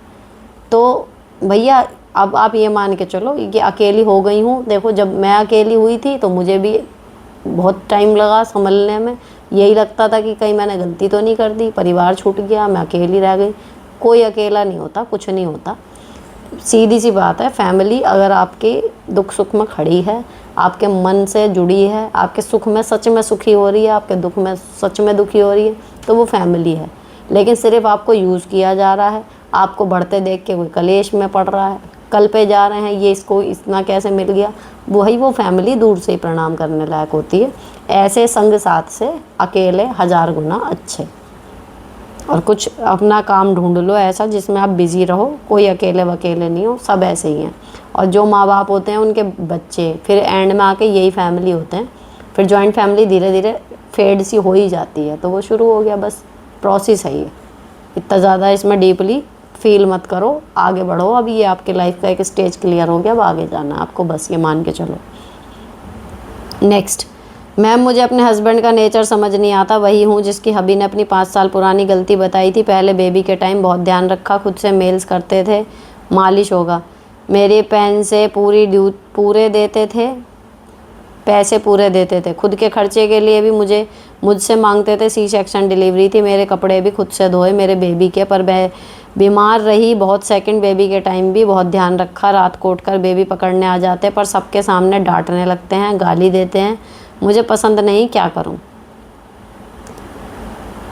तो जब वो नॉर्मल बात करते होते हैं तो उनसे पूछे करो ना कि सबके सामने आपके अंदर कौन सी चंडी चढ़ जाती है भाई, क्यों, कौन सी पर्सनैलिटी आपकी जागृत हो जाती है जो वहाँ पे इस तरीके के हो। जब इतने अच्छे हो तो सबके सामने भी इतने अच्छे रहे करो ना, तो मैं भी हर जगह आपकी तारीफ़ ही होगी। उन्हें यही बोलो कि भैया आप ट्रेंड में हैं, अच्छे पति। अब मैं जैसे टीचर्स से मिल रही हूँ ना, 10 में से 8 के पति ऐसे ही होते हैं जैसे मेरे हैं, खूब मतलब अच्छे से ध्यान रखने वाले। जो वो वाला गाना चल रहा था ना, आज से तेरे सपने मेरे हो गए, पैडमैन का, अक्षय कुमार का, तो एक बस में वो गाना चल रहा था, हम लोग टीचर्स थे जब दिल्ली गए थे, तो उसके जो लिरिक्स थे ना कि मैं तेरे लिए ये कर दूंगा, तेरे लिए वो कर दूंगा, तो वी वर लाइक, हम अपने अपने पतियों के बारे में सोच रहे थे, तो हमारा आई कांटेक्ट हुआ, तो मतलब मैंने कहा हमारे पति, वो कहती है हाँ बिल्कुल ऐसे। तो अब जब इधर गई पुलिस भर्ती ड्यूटी में, टीचर्स ऐसे ही सब, तो 10 में से हम मतलब 6 लोग बैठे थे, 6 में से 5 के पति ऐसे ही थे जो इतने ही सपोर्ट करते हैं अपनी पत्नी को। तो क्या हो कि ये चीज़ ना, अच्छे पति, सपोर्टिव पति ट्रेंड में है, ये अल्फ़ा मेल वाली अब वो चलती नहीं है, उनकी बेइज्जती होती है। क्या ना, आप इतने अच्छे हो, इतना कुछ करते हो, सबके सामने ना करो, तो आप एक बढ़िया, मतलब मैं मुँह भर भर के आपकी तारीफ़ करते ना थकूँ। तो आपको अपनी, कुछ लोग ना इमेज कॉन्शियस होते हैं, उनको लगता है कि अगर मैं अपनी बीवी की मदद करूँगा सबके सामने तो मेरी मर्दानगी में कमी आ जाएगी सोसाइटी में। ये होता है, और ये उनकी अपब्रिंगिंग में है, उनको ऐसा सिखाया गया है, देख के नहीं देखे, अनचाहे चाहे, इस तरीके से। तो जब आप इस तरीके का कॉन्फिडेंस उनके अंदर बूस्ट करोगे ना कि इस तरीके के पति या मेरी सहेली के पति ऐसे हैं, आप भी ऐसे ही हो, लेकिन आप बीच में गाली दे के गड़बड़ कर देते हो, बीच में थोड़ा थोड़ा बताओगे ना, तो उनको समझ में ये आनी चाहिए कि भाई इस तरीके के पति एक्चुअल में इज्जत मिल रही है उनको, उनकी बेइज्जतियाँ नहीं हो रही, जो अपनी पत्नियों की केयर कर रहे हैं या उनका बहुत ध्यान रख रहे हैं। जो जितना ध्यान रख रहा है उसकी उतनी तारीफ़ हो रही है, मैं तो आज के टाइम में ये देख रही हूँ। तो उनको उस चीज़ के लिए मोटिवेट करो। वो अपनी अल्फ़ा मेल वाली इमेज बचा रहे हैं कि अगर वो अकेले में कुछ और हैं और सामने कुछ और हैं किसी के। नेक्स्ट, दी ये सोचकर मजबूत तो हो गई कि बच्चों के लिए है, पर रात होते कि दिन वो सारी बताएं कैसे भूलें जो बड़े मज़े लेकर लोगों के सामने हस्बैंड बेइज्जत करते हैं। बच्चे बड़े हो रहे हैं, अब शोर करना अच्छा नहीं लगता, दिन में बेइज्जती, लेकिन रात होती है बस अपनी ज़रूरत दिखती है। तो भैया जो एक ऐसे रंग बदलता है उसके लिए आपको भी रिजिड रहना चाहिए। और बच्चे बड़े हो रहे हैं, शोर करना अच्छा नहीं लगता, ये चीज़ तो ठीक है, बिना शोर के भी आप विरोध प्रदर्शन कर सकते हो, उसके लड़ना ज़रूरी नहीं होता। आप बच्चों के कमरे में सोना शुरू कर दो, जब पति पत्नी का कोई ढंग का रिलेशन ही नहीं है तो। ज़रूरतें उनकी पूरी हो रही हैं, उनको वो चीज़ समझ में ही नहीं आ रही कि भैया मेरी पत्नी इस चीज़ के लिए इतनी परेशान हो रही है। उनको एक स्ट्रॉन्ग मैसेज जाना चाहिए कि मैं तरीके से रहूँगा तो ही सब चीज़ें सही रहेंगी, नहीं तो नहीं रहेंगी। नेक्स्ट, हेलो जी, मेरी 2 बेटियां हैं, मेरे इन लॉज वैसे तो बहुत अच्छे हैं, बट उन्हें कोई ख़ास समझ नहीं, टाइम की कोई वैल्यू नहीं, और मेरी बेटियां भी उन्हीं की तरह बन रही हैं। अब जब लिव लाइफ चैनल पर बताती हो टाइम मैनेजमेंट, कैसे हर चीज़, हर काम मैनेज और ऑर्गेनाइज़ करें, मेरा भी मन करता है, बट कैसे करूं जब सब एक जैसे और मैं अकेली। मैं कोई चेंज करूं वो हार्डली आधा घंटा रह पाएगा। बच्चे भी ऐसे हैं, स्कूल से आएंगे बैग कहीं, यूनिफॉर्म कहीं, कपड़े वॉश किए वो कभी फोल्ड नहीं किए इन लॉज वालों ने, बस बेड पर ऐसे ही रखे रहते हैं। मैं अपने तो कर लेती हूँ, बट बच्चे सब ख़राब कर देते हैं। कहने का मतलब कि मैं सब ट्राई कर चुकी, पर प्यार, डांट, मार, समझाना, बट जैसे बोलते हैं ना हेरिडेटरी फैक्ट, वो लगता है मुझे कि वो उन पर चली गई, सब वैसे ही करती हैं ना। खाने पीने का हिसाब, फ्रूट साथ, चाय दूध, खट्टे के साथ मीठा, कुछ भी हिसाब नहीं है। हाइजीन का ख्याल भी नहीं, आफ्टर वॉशरूम हैंड वॉश नहीं करने। बेटियों को ये आदत ज़रूर पड़ गई, थैंक गॉड, बट वैसे कुछ नहीं हाल बेटियों का। प्लीज़ बताएं, जब सब एक जैसे हों और मैं अकेली तो कैसे करूं? देखो हमारे हाथ में सिर्फ अपनी पर्सनैलिटी है ना। आप अपने हिस्से का काम करती रहो। दूसरी चीज़, बच्चों को एक हद तक आप समझा सकते हो, लेकिन मैं बिल्कुल सहमत हूँ हेरिडिटरी, एक होता है ना टर्म विजुअल क्लटर, अब तो मैं शायद कहूँगी कि मेरे अंदर भी आ गया, क्योंकि अब मेरा काम बढ़ गया, इधर यूट्यूब का, कपड़ों का, इधर का इतना बढ़ गया कि मुझे कहीं ना कहीं जो फैली हुई चीज़ है, कहीं कुछ टंग रहा है जो मैं हाथ के हाथ रखने के लिए हमेशा चल देती थी, मुझे वहाँ से अवॉइड करना पड़ता है पर्पजली। ऐसा नहीं कि मुझे दिखाई नहीं दे रहा, लेकिन पर्पजली मुझे अवॉइड करना पड़ेगा, क्योंकि 5 मिनट भी अगर उसको उठाने में लगे, मेरे को 5-5 मिनट बचा के ही मेरे को आधा घंटा बनाना पड़ता है कि मेरे को वो वीडियो बनानी है ना। फिर मैं उसको एक साथ, जब क्लीनिंग वाला वो 1.5 घंटे का चलेगा तब करूँगी।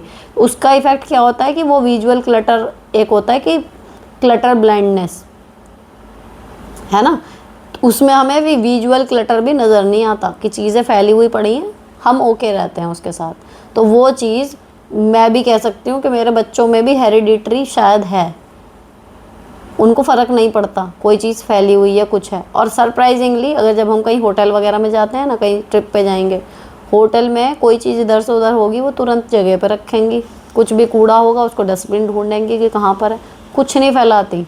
लेकिन उनको घर में एक तरीके से अपने बेडरूम में कितना भी फैल रहा हो, आपने देखा होगा बच्चों का बेडरूम कितना अस्त व्यस्त रहता है कई बार, बट दे आर ओके, उनको वो आदत हो गई है कि उनको फ़र्क नहीं पड़ रहा, तो वो चीज़ आती है, आप उसमें बहुत ज़्यादा मदद कर नहीं सकते, ठीक है। लेकिन अगर मैं जो हूँ, मैं अपने तरीके से अपने को तो कंट्रोल करूँगी ना, मैं अपने रूटीन को कैसे सेट कर रही हूँ, या कपड़ों का है, मान लीजिए बच्चे तय नहीं करते तो मुझे अपना देखना है कि भाई मैं किस टाइम पे ये काम मुझे ही करना है, मान लीजिए 10 काम है ये मुझे ही करने, मेरी इसमें कोई हेल्प नहीं करेगा, तो फिर आप उस तरीके से मैनेज करो कि अगर ये मुझे ही करना है तो मैं कैसे कर रही हूँ। अब उसमें यह है कि मैंने झाड़ू पोछा लगाया, बच्चों ने पीछे से फिर गंदा कर दिया, तो अब मैं उसमें ना जाऊँ कि मेरा घर हमेशा ही स्पॉट क्लीन रहेगा, नहीं, सुबह एक बार मुझे करना है, मैंने कर दिया, उसके बाद अगर फैल भी गया इट्स ओके कहना सीखो, तो यहाँ से आप फ्री हो जाओगे।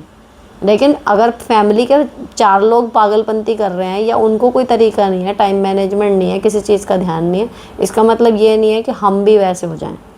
हम तो हम हैं ना, तो हम अपने हिसाब से चलेंगे, होते हैं ना ये चीज़। आप याद करो सर्दियों में, मैं अपने घर की, मुझे मैके की याद है कि हम सारे, मतलब जितने भी जेंट्स थे और हम बच्चे, सर्दियों में हम नहाते थे बड़े बड़े देर में, हाय ठंड लग रही है, हाय ठंड लग रही है, दोपहर में जाके नहा रहे हैं, लेकिन मम्मी भाभी सब सुबह ही नहाते थे, उतनी ठंड में भी, देर रात तक काम कर रहे हैं उतनी ठंड में भी। गर्मियों में भी यही है, हम हाय गर्मी सारे चिल्ला रहे हैं, लेकिन मम्मी और भाभियाँ वो काम कर रही हैं, उनको गर्मी नहीं लग रही, तो उन्होंने अपना वो देखा कि भाई हमारा अलग है, उनको नहाना है, पूजा करना है, उसके बाद काम करना, उनका अपना रूटीन था, उन्हें कोई फ़र्क नहीं पड़ रहा कि 13-14 जनों में से केवल हम 2-3 ही इस रूटीन को फॉलो कर रहे हैं। कई, और जब तक बड़ी भाभी थी वो अकेली, उससे पहले वो भी नहीं थी, तो खाली मम्मी अकेली, लेकिन वो ये रूटीन फॉलो करती थी। वो ये नहीं कि बाकी के 10 लोग क्या कर रहे हैं, उनका एक अपना रूटीन है, पापा जी का एक अलग अपना रूटीन था। तो ऐसे ही आप भी अपना एक रूटीन सेट करो, बाकी लोग कर रहे हैं, जो भी कर रहे हैं वो उनकी चॉइस है। इरिटेशन होएगी लेकिन थोड़ी कम होएगी, आप अपने को उसी हिसाब से रखो जैसे आप रखना चाहती हो, उसमें कोई अड़ंगे लगाए, डांटो, चिल्लाओ कि भाई ये गंदगी अपने पास रखो, तुम अपने तरीके से करो, मेरी इसमें रूटीन में छेड़खानी नहीं करो। तो आप अपना अगर रूटीन थोड़ा सा बनाने की कोशिश करोगे तो बन जाएगा, भले आसपास के कितने भी बावले लोग बैठे हों। नेक्स्ट, नमस्ते सुनीता दीदी, वैसे तो मेरे सारे जवाब आपकी वीडियो से मिल जाते हैं, लेकिन दीदी अभी एक प्रॉब्लम हो गई है, मेरी कमर में बहुत ज़्यादा बैन रहता है, डॉक्टर ने बोला है कि साइटिका पेन होगा। आपके भी साइटिका का इलाज किया था, आपको भी ये प्रॉब्लम थी क्या? अभी मुझे कोई सोल्यूशन बताई थी प्लीज़, मैं बहुत परेशान हूँ दर्द से।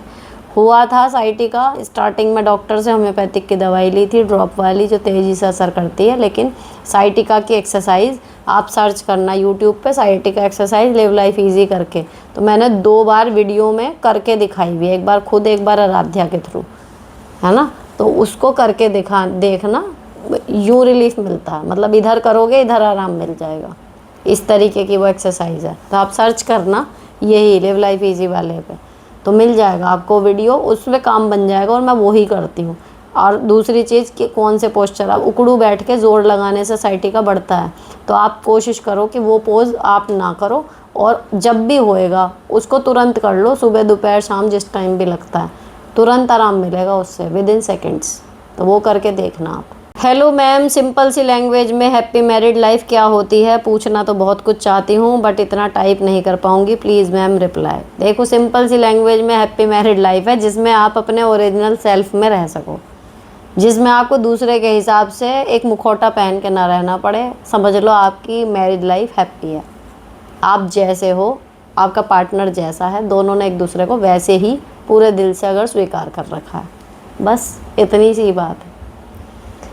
नेक्स्ट, हाय दी, thank you for answering me. मैं इंग्लिश सिखाने की कोशिश कर रही हूँ, स्पेलिंग मिस्टेक कैसे सुधारें, साइलेंट वर्ड कैसे सीखें, स्पेलिंग मिस्टेक ना हो, इसलिए हम प्रैक्टिस कराना ज़रूरी है, कुछ और तरीका है?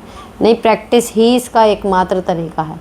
और दूसरी चीज़, शब्दों को तोड़ के स्पेलिंग जब याद कराओ तो जैसे हिंदी में हम लिखना सिखाते हैं ना, आवाज़ दे निकालते जाओ मुंह से और लिखते जाओ अक्षर, सेम तरीका आप इंग्लिश में करो। बट इंग्लिश में इतने ज़्यादा तिया पाँचे कर रखे हैं अक्षरों के कि कहीं पे उसी अक्षर की आवाज़ कुछ है, कहीं पे कुछ है, कहीं साइलेंट अक्षर आ गए, कहीं कुछ है। तो उनको मैं एक्सेप्शन के तौर पे सिखाती हूँ कि देखो ये, अब मेरा वो एक डायलॉग बच्चों को भी याद है स्कूल में, यहाँ भी, जैसे नो है जानना वाला, तो मैं कहूँगी हम इसे बोलेंगे नो, लिखेंगे के नो, तो वो बच्चों को याद हो जाता है ना। या फिर नी माने घुटना, हम इसे बोलेंगे नी लेकिन लिखेंगे के नी, इसमें के साइलेंट है। हर बार आप पूरी लाइन बोलो तो बच्चों को धीरे धीरे समझ में आ जाता है कि कुछ अक्षर साइलेंट है। और छोटी क्लासेस में ऐसे थोड़े से ही शब्द हैं, लेकिन एक कॉन्सेप्ट उनको समझ में आ गया कि अच्छा ये, धीरे धीरे जैसे जैसे बढ़ते जाएंगे वो फिर सीखते जाते हैं। तो ये नाइफ, नी, और ये वाला एक दो अक्षर, मतलब ज़्यादातर के वाले साइलेंट वाले 3-4 पढ़ते हैं, नो, नी और नाइफ, तो ये तो बच्चों को याद हो ही जाते हैं, लेकिन एक कॉन्सेप्ट भी समझ में आ जाता है। बाकी स्पेलिंग में जितना हो सके आवाज़ के हिसाब से प्रोनाउंस करते जाओ, लिखते जाओ, तो ही बच्चे स्पेलिंग, फिर वो है कि वो रटनेंगे नहीं, उनको थोड़ा सा स्पेलिंग बनाने में मतलब आ जाएगी तो वो कर देंगे। इस तरीके से ही कराया जाता है, लेकिन इसमें ना थोड़ा सा स्लो एंड स्टेडी, हबड़ दबड़ मत करो। बस जो मुझे समझ में आया इतने साल पढ़ा के प्राइमरी में, हबड़ तबड़ नहीं, थोड़ा थोड़ा रोज़ तो वो घर के काम वाला वो हर जगह रूल जाता है कि एकदम सारा नहीं, थोड़ा थोड़ा रोज़, आपको पता भी नहीं चलेगा कब आपने बहुत बड़ा लक्ष्य अचीव कर लिया। मैं खुद उनमें थी कि मुझे लगता था, जब मैंने देखा यहाँ पे आके, मैंने कहा ये क्या पागलों वाली बात है कि एक बच्चा जिसको पेंसिल पकड़नी हम सिखा रहे हैं और वो साल के एंड तक आते आते किताब कैसे पढ़ने लगेगा, इतना कैसे आ जाएगा, सारी मात्रा कैसे आ जाएंगी। क्योंकि प्राइवेट स्कूल में 2-2 साल समझ लो वो केवल अक्षर ही कर रहे होते हैं बच्चे, बड़ी मुश्किल से वो एक आध मात्रा या थोड़े बहुत वोवेल वाले ABCD उन्हीं में ही घूम रहे हैं। और हम कह रहे हैं कि एक साल में हम बच्चे को बिल्कुल ऐसा ना, ऐसे बनाना भी, मतलब मेरे पास ऐसे बच्चे आते हैं जिनको ये बनाना भी नहीं आता, उनको भी हाथ पकड़ के कराना पड़ता है। और उन बच्चों को साल के एंड तक आपको लेके जाना है किताब पढ़ने पे कि वो लिख लें, हिंदी इंग्लिश के भी टूटे फूटे छोटे मोटे शब्द पढ़ लें, वहाँ तक लेके जाना। तो ऐसा लगता था नेक्स्ट टू इम्पॉसिबल, लेकिन सेम चीज़, सारा नहीं इकट्ठे करना, रोज़ थोड़ा थोड़ा थोड़ा थोड़ा। और वो बच्चे जिनके घर में कोई वो नहीं है सपोर्ट, स्कूल भी उन्हें रेगुलर नहीं आना, कभी वो छुट्टी कर जाएंगे, कोई ये नहीं पता, हमारी इतनी ड्यूटियाँ लग रही हैं, उसके बाद भी मैंने देखा लगातार 3 साल कोविड के बाद मैंने ये एक्सपेरिमेंट के तौर पे देखा कि ये क्या हर साल काम कर रहा है। बच्चे 1 साल में किताब पढ़ने पे, हिंदी लिखने पे, इंग्लिश के टूटे फूटे अक्षर पढ़ने पे, कर्सिव लेटर, वो सब 1 साल में हो जाता है। तो छोटी छोटी डेली की कोशिश ना बहुत बड़ी वो है, उसको हल्के में नहीं ले सकते आप। तो यही इसमें भी करो, स्पेलिंग का करना है, तोड़ तोड़ के सिखाओ और जल्दीबाजी मत करो, छोटे से शुरू करो, बड़ी स्पेलिंग पे अपने आप धीरे धीरे आ जाएगा। मैम मेरा मायका पूरा टॉक्सिक है, क्या करूं? छोड़ दो, बस त्योहारों पे मिलो। नेक्स्ट, दीदी आपसे सवाल पूछकर मुझे बहुत अच्छा लगता है, जो आप बोलते हो वही मैं सोचती हूँ, बट मैं पहले मम्मी से, मेरी छोटी बहन से पूछती थी क्या मैं सही कर रही हूँ या नहीं, जो वो बता देती थी, पर मेरी बहन अलग हो गई है, तो अब वो फ़ोन भी कभी कभी करती है। थोड़े दिन बहुत परेशान हो गई थी किससे पूछूं, पर आप सब बता देती हो, थैंक यू, आप मेरी बहन सहेली सब बन गए हो। नेक्स्ट, ये जो नेगेटिव कमेंट आया है बिल्कुल गलत है, मैं तो एक्सप्लेन ही नहीं कर सकती मैंने 1 साल में आपसे जुड़कर क्या पाया है। मेरी फैमिली, बच्चे, नेक्स्ट जनरेशन सब आपको दुआएं दें, ऐसे हो आप दी। मतलब आप नहीं मिलते तो शायद मैं अपनी ब्लेसिंग्स के साथ जस्टिफाई नहीं कर पाती। मेरी तो बेटियों को ज़िंदगी मिली है, हमारा हस्बैंड वाइफ का रिश्ता निखर गया है। Thanks, love you the, keep it up. मैं तो ये भी देखना चाहती हूँ आप बच्चों की शादियों को कैसे मैनेज करोगी, क्योंकि मुझे अकेले ही करनी है। यही मुझे भी लग रहा है, नहीं तो भैया चंद पैसों के लिए कोई इसमें लाखों रुपए तो आ नहीं रहे इस चैनल में, है ना। इसमें क्या, किसी में क्या, तो मैं चंद पैसों के लिए किसी के घर में तिल्ली थोड़ी डालूंगी। मेरे को भी भगवान को मुंह दिखाना है। कोशिश यही है कि चलो इस चैनल के बहाने लिव लाइफ इजी से भी ज़्यादा मुझे लगता है कि यहाँ पर, लेकिन इस पर इतने ज़्यादा सब्सक्राइबर नहीं है अभी। मुझे यही लगता है कि भैया हर जगह आप किसी भी महिला से बात कर लो, कुछ ना कुछ उलझन है। अगर आप में इतना कुछ है कि आप उसको थोड़ा सा भी सहारा देकर निकाल सकते हो उस दलदल से, तो क्यों ना निकाल लो। और मुझे भगवान की दुआ से ये प्लेटफॉर्म मिल गया जिसमें मैं 1 बाय 1 एक को नहीं, एक साथ सैकड़ों लोगों की मदद कर पा रही हूँ। हज़ारों लोग देख रहे हैं, उनकी मदद कर पा रही हूँ। तो ये ईश्वर की कृपा है। अब अगेन इस ब्लेसिंग को मुझे जस्टिफाई करना है, तो चाहे मुझे आधी रात को वीडियो शूट करना पड़े, चाहे मुझे नींद अपनी छोड़नी पड़े, चाहे मुझे कितनी परेशानी हो, लेकिन मैं कोशिश करती हूँ कि वीडियो चली जाए। तो मतलब वो था एक, हर किसी आदमी की आईडी से था, तो पता नहीं जो भी है। नेक्स्ट, कितने की पड़ी ज़मीन और कितने लिए। देखो 100 गज की है, ये बता दूं। कितने की पड़ी कह के मैं वो नहीं करना चाह रही किसी। देखो जब हम कीमत की बात करते हैं ना, ऐसी जब मैंने कभी गिफ्ट दिखाया था कि सिल्वर की एनिवर्सरी पे अंगूठी थी, कितने की पड़ी। प्राइस को हटा दो, एक अचीवमेंट देखो कि हाँ भाई ले ली ज़मीन। एक ऑफिस के लिए ज़मीन चाहिए थी, ले ली।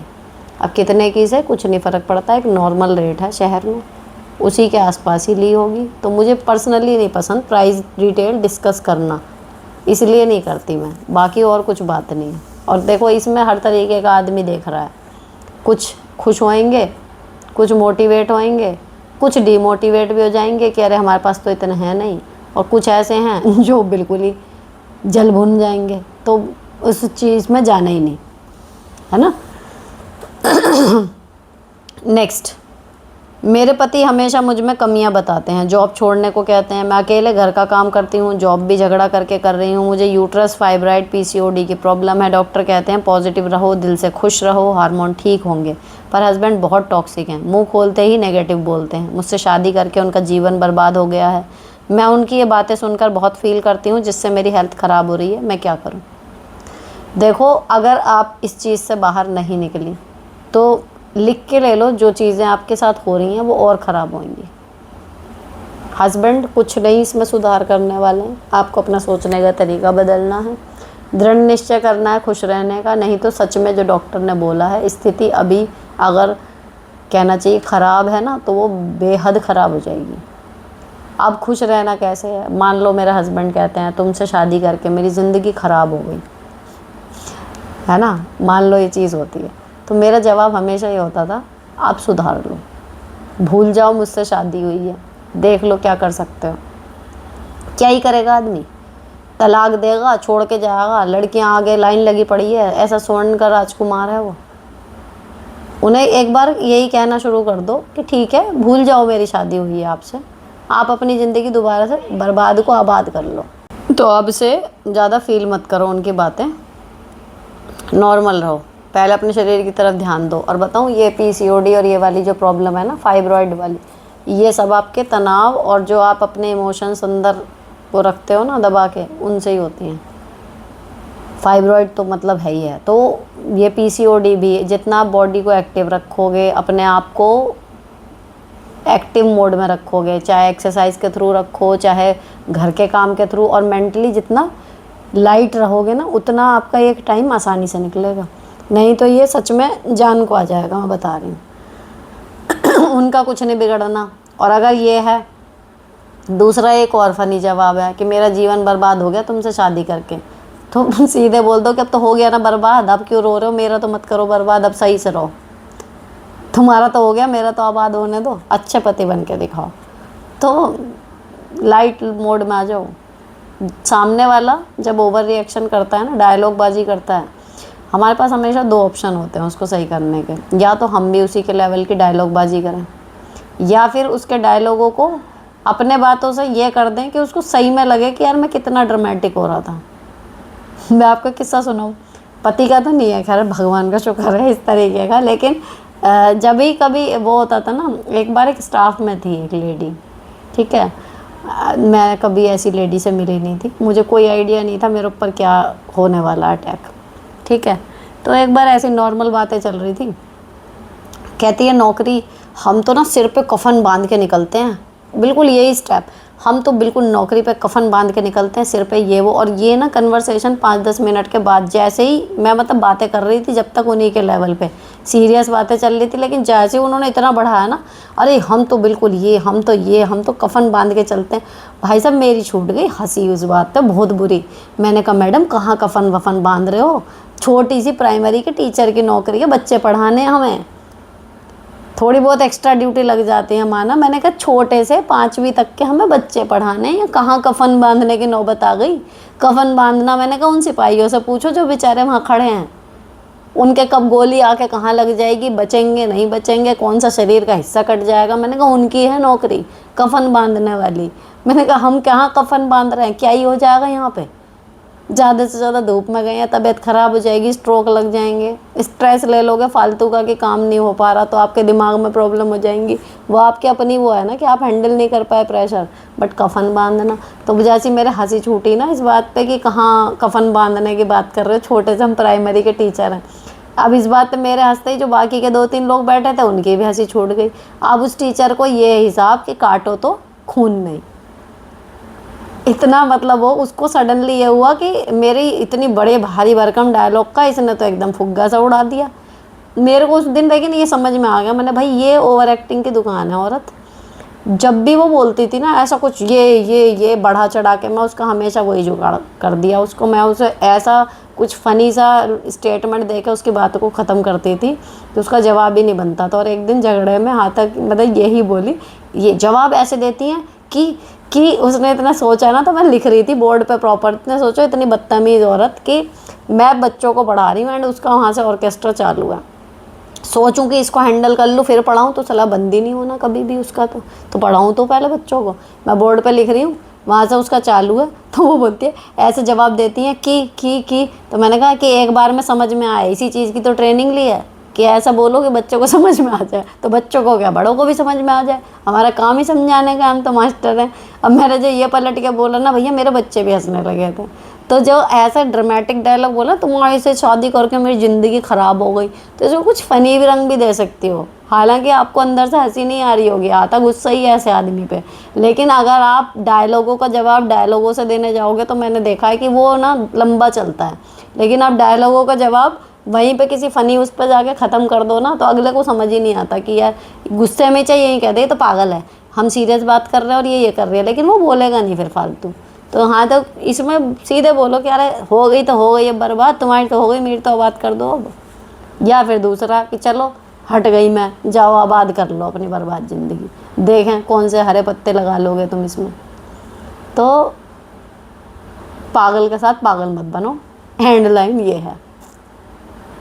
नेक्स्ट, हाय दी, अगर आपसे पूछना था कि अगर आपके दोनों बेटी ट्विंस ना होती तो क्या आप सेकंड बेबी प्लान करते, प्लीज़ दी बताइएगा। वैसे तो ये पर्सनल बात है बट मैं आपका ओपिनियन जानना चाहती हूँ, आप क्या डिसीजन लेते हैं ऐसे में। मे बी, वरना हम स्ट्रिक्टली वो होता है कि भैया इनफर्टिलिटी के बाद एज हो गई थी 33 शायद, हाँ 33 थी, 34 में मेरी बेटियाँ हुई हैं, तो 33 में अब मैं पहला कर रही हूँ, उसके बाद दूसरा मैं कब करूँगी, वो कब बड़ा होएगा, तो बहुत मुश्किल था। लेकिन हम शुरू से यही प्लान कर रहे थे कि एक मतलब बेबी हो जाए, चाहे बेटा या बेटी, वो हमारे लिए मैटर नहीं करता था, तो हम नहीं करते।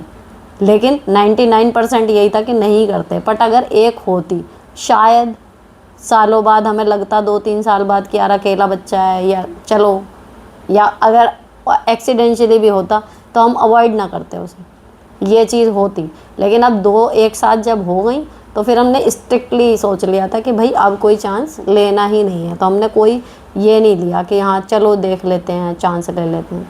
लेकिन एक होता तो मे बी, क्योंकि ऐसा है ना, देखो अब ये अब अकेली नहीं है, दोनों आपस में ही उलझी रहती हैं।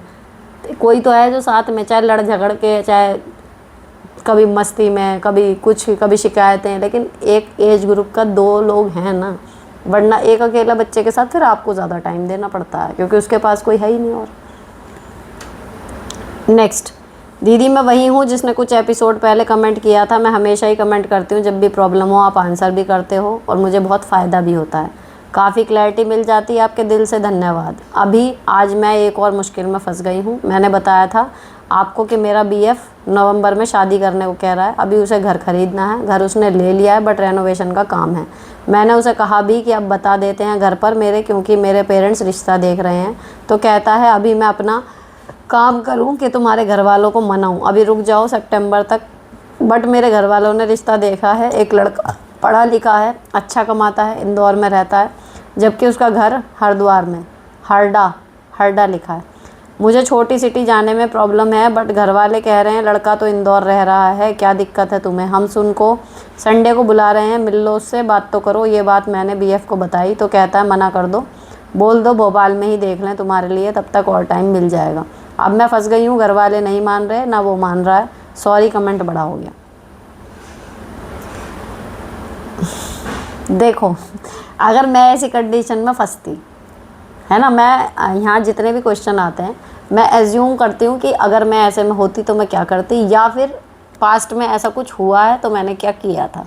ठीक है, अगर मैं ऐसी कंडीशन में होती तो शायद मुझे लगता है मुझे मिल लेना चाहिए उस नए लड़के से। देखो, दो चीज़ें होंगी। ज़रूरी नहीं है कि मिलने के बाद आपका बात वहाँ पे बनी जाए, है ना, और ये भी ज़रूरी नहीं है कि बिल्कुल ही वो बेकार ही हो। अब आप कहोगे कि दीदी मटीरियलिस्टिक हो रही हैं। देखो, जो लड़का आपको घुमा रहा है ना, हमेशा एक अनसर्टेनिटी रहती है जब तक फैमिली और प्रॉमिस उसमें इन्वॉल्व नहीं हो जाते। अब वो आपको ऐसी जगह लाके छोड़ दे, ना आपके हाथ में ये रहा ना वो रहा, तो थोड़ा सा सेफ साइड खेलने के लिए ना अपने ऑप्शन खुले रखने चाहिए, मुझे तो ये लगता है। रही बात ये, हमने मन से उसे पति मान लिया, हम दूसरे के साथ कैसे करें, क्या है वो है। आप कोई शादी नहीं करने जा रहे हो, आप उसके साथ कोई रिलेशन नहीं बनाने जा रहे हो कि हाँ जी देख लिया तो मेरा पति बन गया या कोई कमिटमेंट हो गई। सिर्फ मिलना भर है, इतना सोच के रखो। ठीक है, आपको नहीं समझ में आए या कुछ भी है, आप वो आपको देखने आ रहा है, उसी तरीके से आप भी उसको देख ही रहे हो। ठीक है ना, तो बस ये है। उसके बाद आएगा कि बताओ भाई, हो सकता है वो लड़का इतना बढ़िया हो कि कोई कमी ना हो उसमें, और भगवान ने वही आपके लिए बनाया हो, आप बिना मतलब ही यहाँ अटकी हुई हो, मे भी, है ना। दूसरी चीज़, अगर ये वाली आपको अपने फैमिली का ज़्यादा पता होगा, अगर ये जो कह रहा है कि उनसे कह दो कि यहाँ पे ढूंढ लें, अगर ये कह के आपके हस्बैंड, वो मतलब जो फादर मदर है, वो रुक सकते हैं तो रोक लो, कोई कन्फ्यूजन नहीं है फिर, है ना। लेकिन ये कोई लॉजिक नहीं होता कि घर में रेनोवेशन का काम चल रहा है, वहाँ नहीं बता रहे। अरे वो तुम्हारी प्रॉब्लम क्यों नहीं समझ रहा कि तुम्हारे ऊपर प्रेशर है, तुम्हारे घर वाले रिश्ता देख रहे हैं। एटलीस्ट उनको ये तो बता देना चाहिए कि भाई मेरी लाइफ में कोई है, कौन है क्या है। आप उसके लिए कह सकते हो कि भाई वो अपना घर बनवा रहा है, वो मिलेगा आपसे, लेकिन आप प्लीज़ रुक जाओ, इधर उधर मत देखो, बेकार की बातें होंगी। हो सकता है कहीं पे मान लो आप पसंद आ जाओ सबको और हाँ हो जाए, और आपको भी लगे कि लड़के में कोई कमी नहीं, आप क्या क्या के मना करोगे, वहाँ आप फंस सकते हो।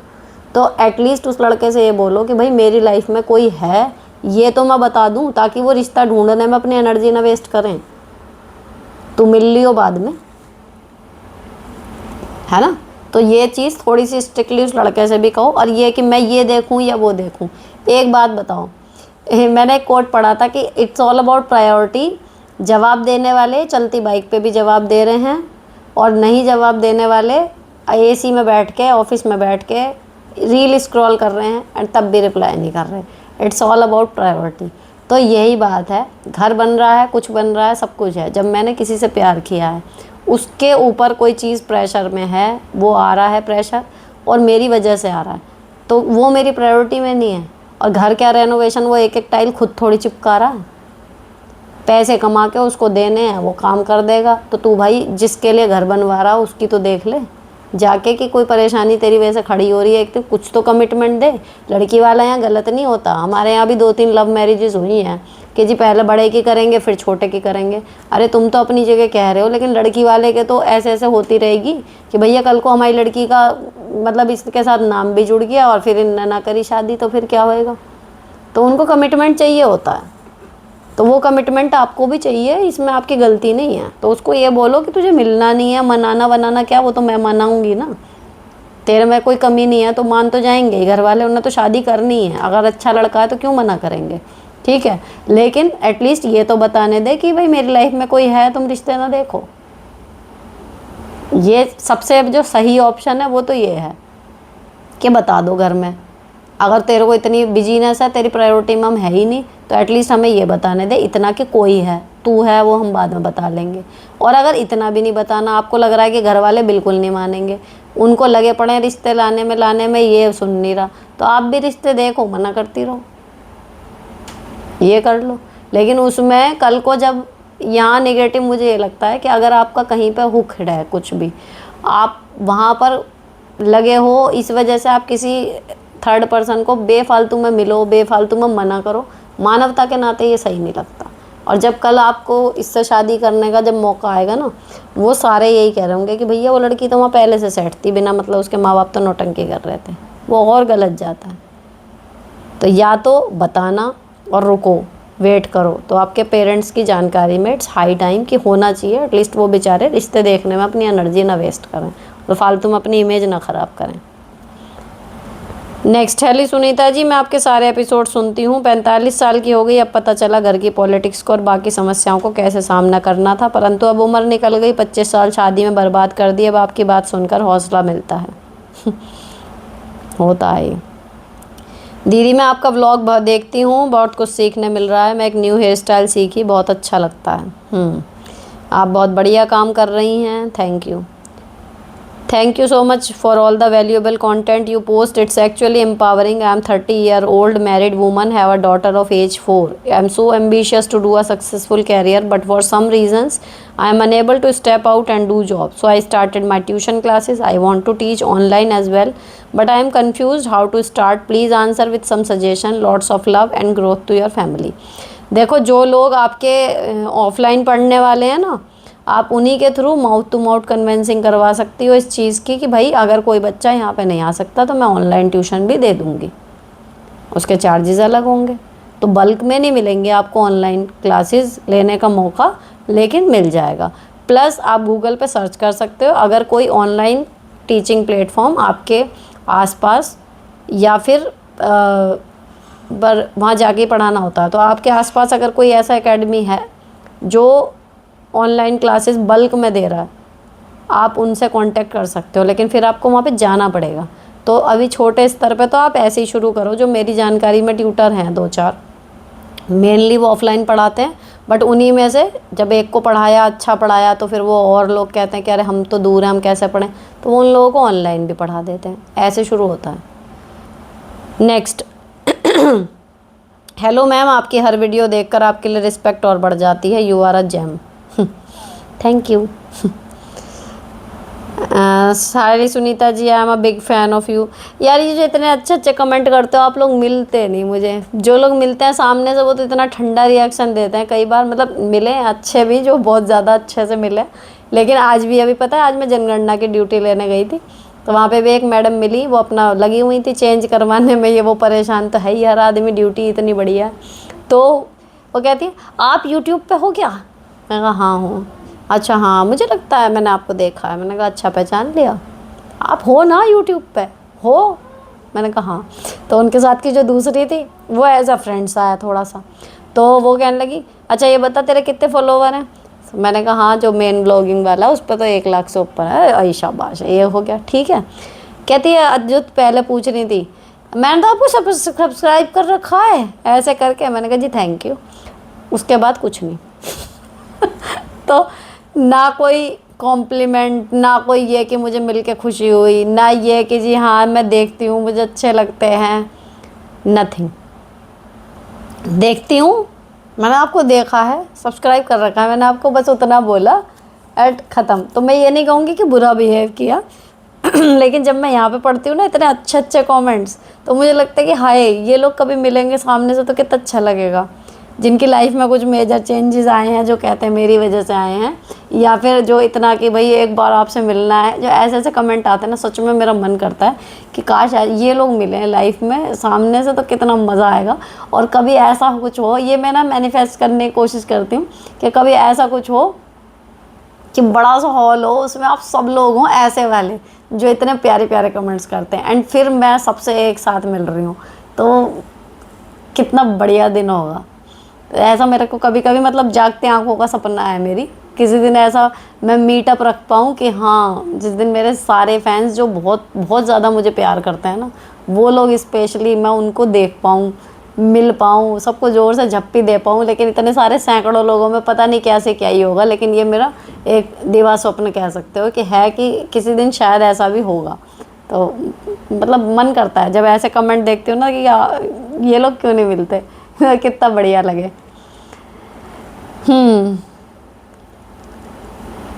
देखो कितने सुंदर सुंदर आए हैं। Today I am so happy, आपकी आवाज़ बहुत प्यारी है, सच में वीडियो में रियल और प्योर हार्ट हो आप।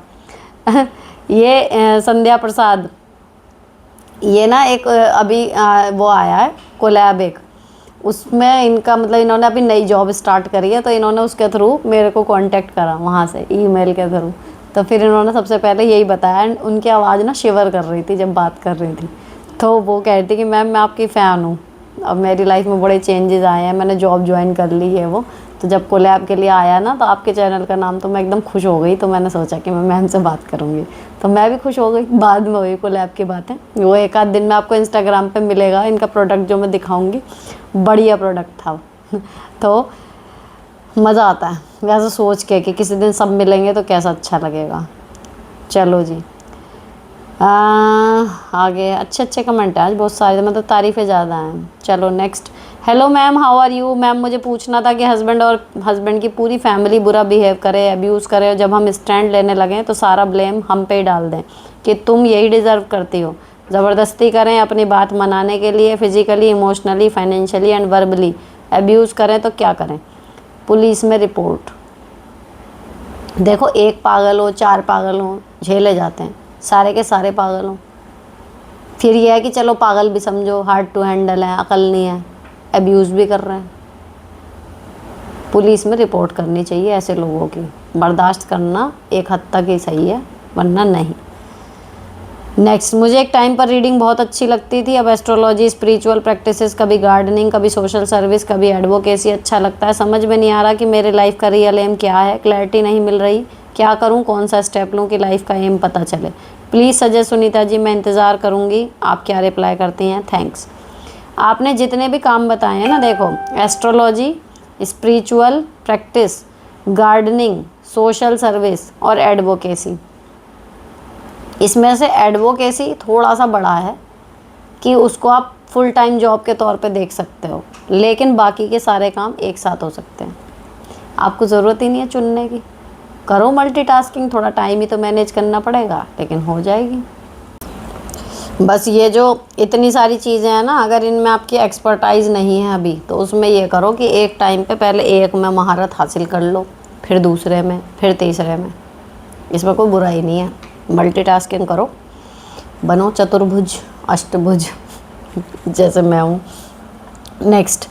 हेलो सुनीता दी, मैं और मेरे हस्बैंड दोनों गवर्नमेंट जॉब में हैं। मेरे भाई की स्थिति कुछ कमज़ोर है पैसों को लेकर। मेरी भाभी और बच्चे दोनों खूब खर्चे करते हैं। मेरे भाई को अपनी बेटी की शादी करनी है, भाभी ने अपने लिए गोल्ड भी बनवा रखा है। अब शादी के खर्चे को लेकर भाई परेशान है, मुझसे कहता है तुम मदद कर दो, लेकिन अपने खर्चों में कमी नहीं करते।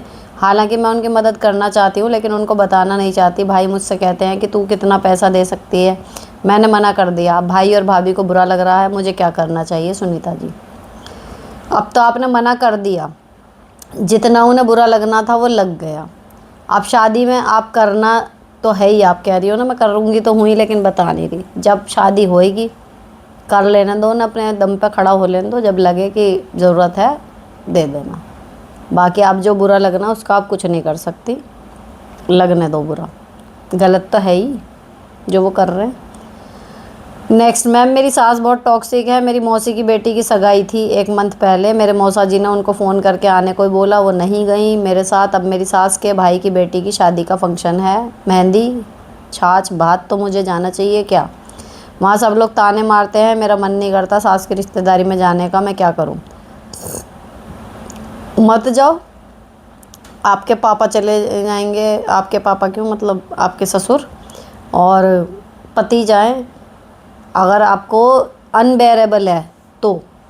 बाकी ताने क्या मारते हैं ये मुझे जानना है थोड़ा सा, कि क्या कह के वो आपको इरिटेट कर रहे हैं, परेशान कर रहे हैं, कि आपको वहाँ पे अच्छा नहीं लग रहा। एक तो होता है कि जेलअप नहीं हो रहे, एक हो रहा है कि आपको कुछ डायलॉगबाजी हो रही है, तो वो मुझे जानना है कि क्या कर रहे हैं, ठीक है ना।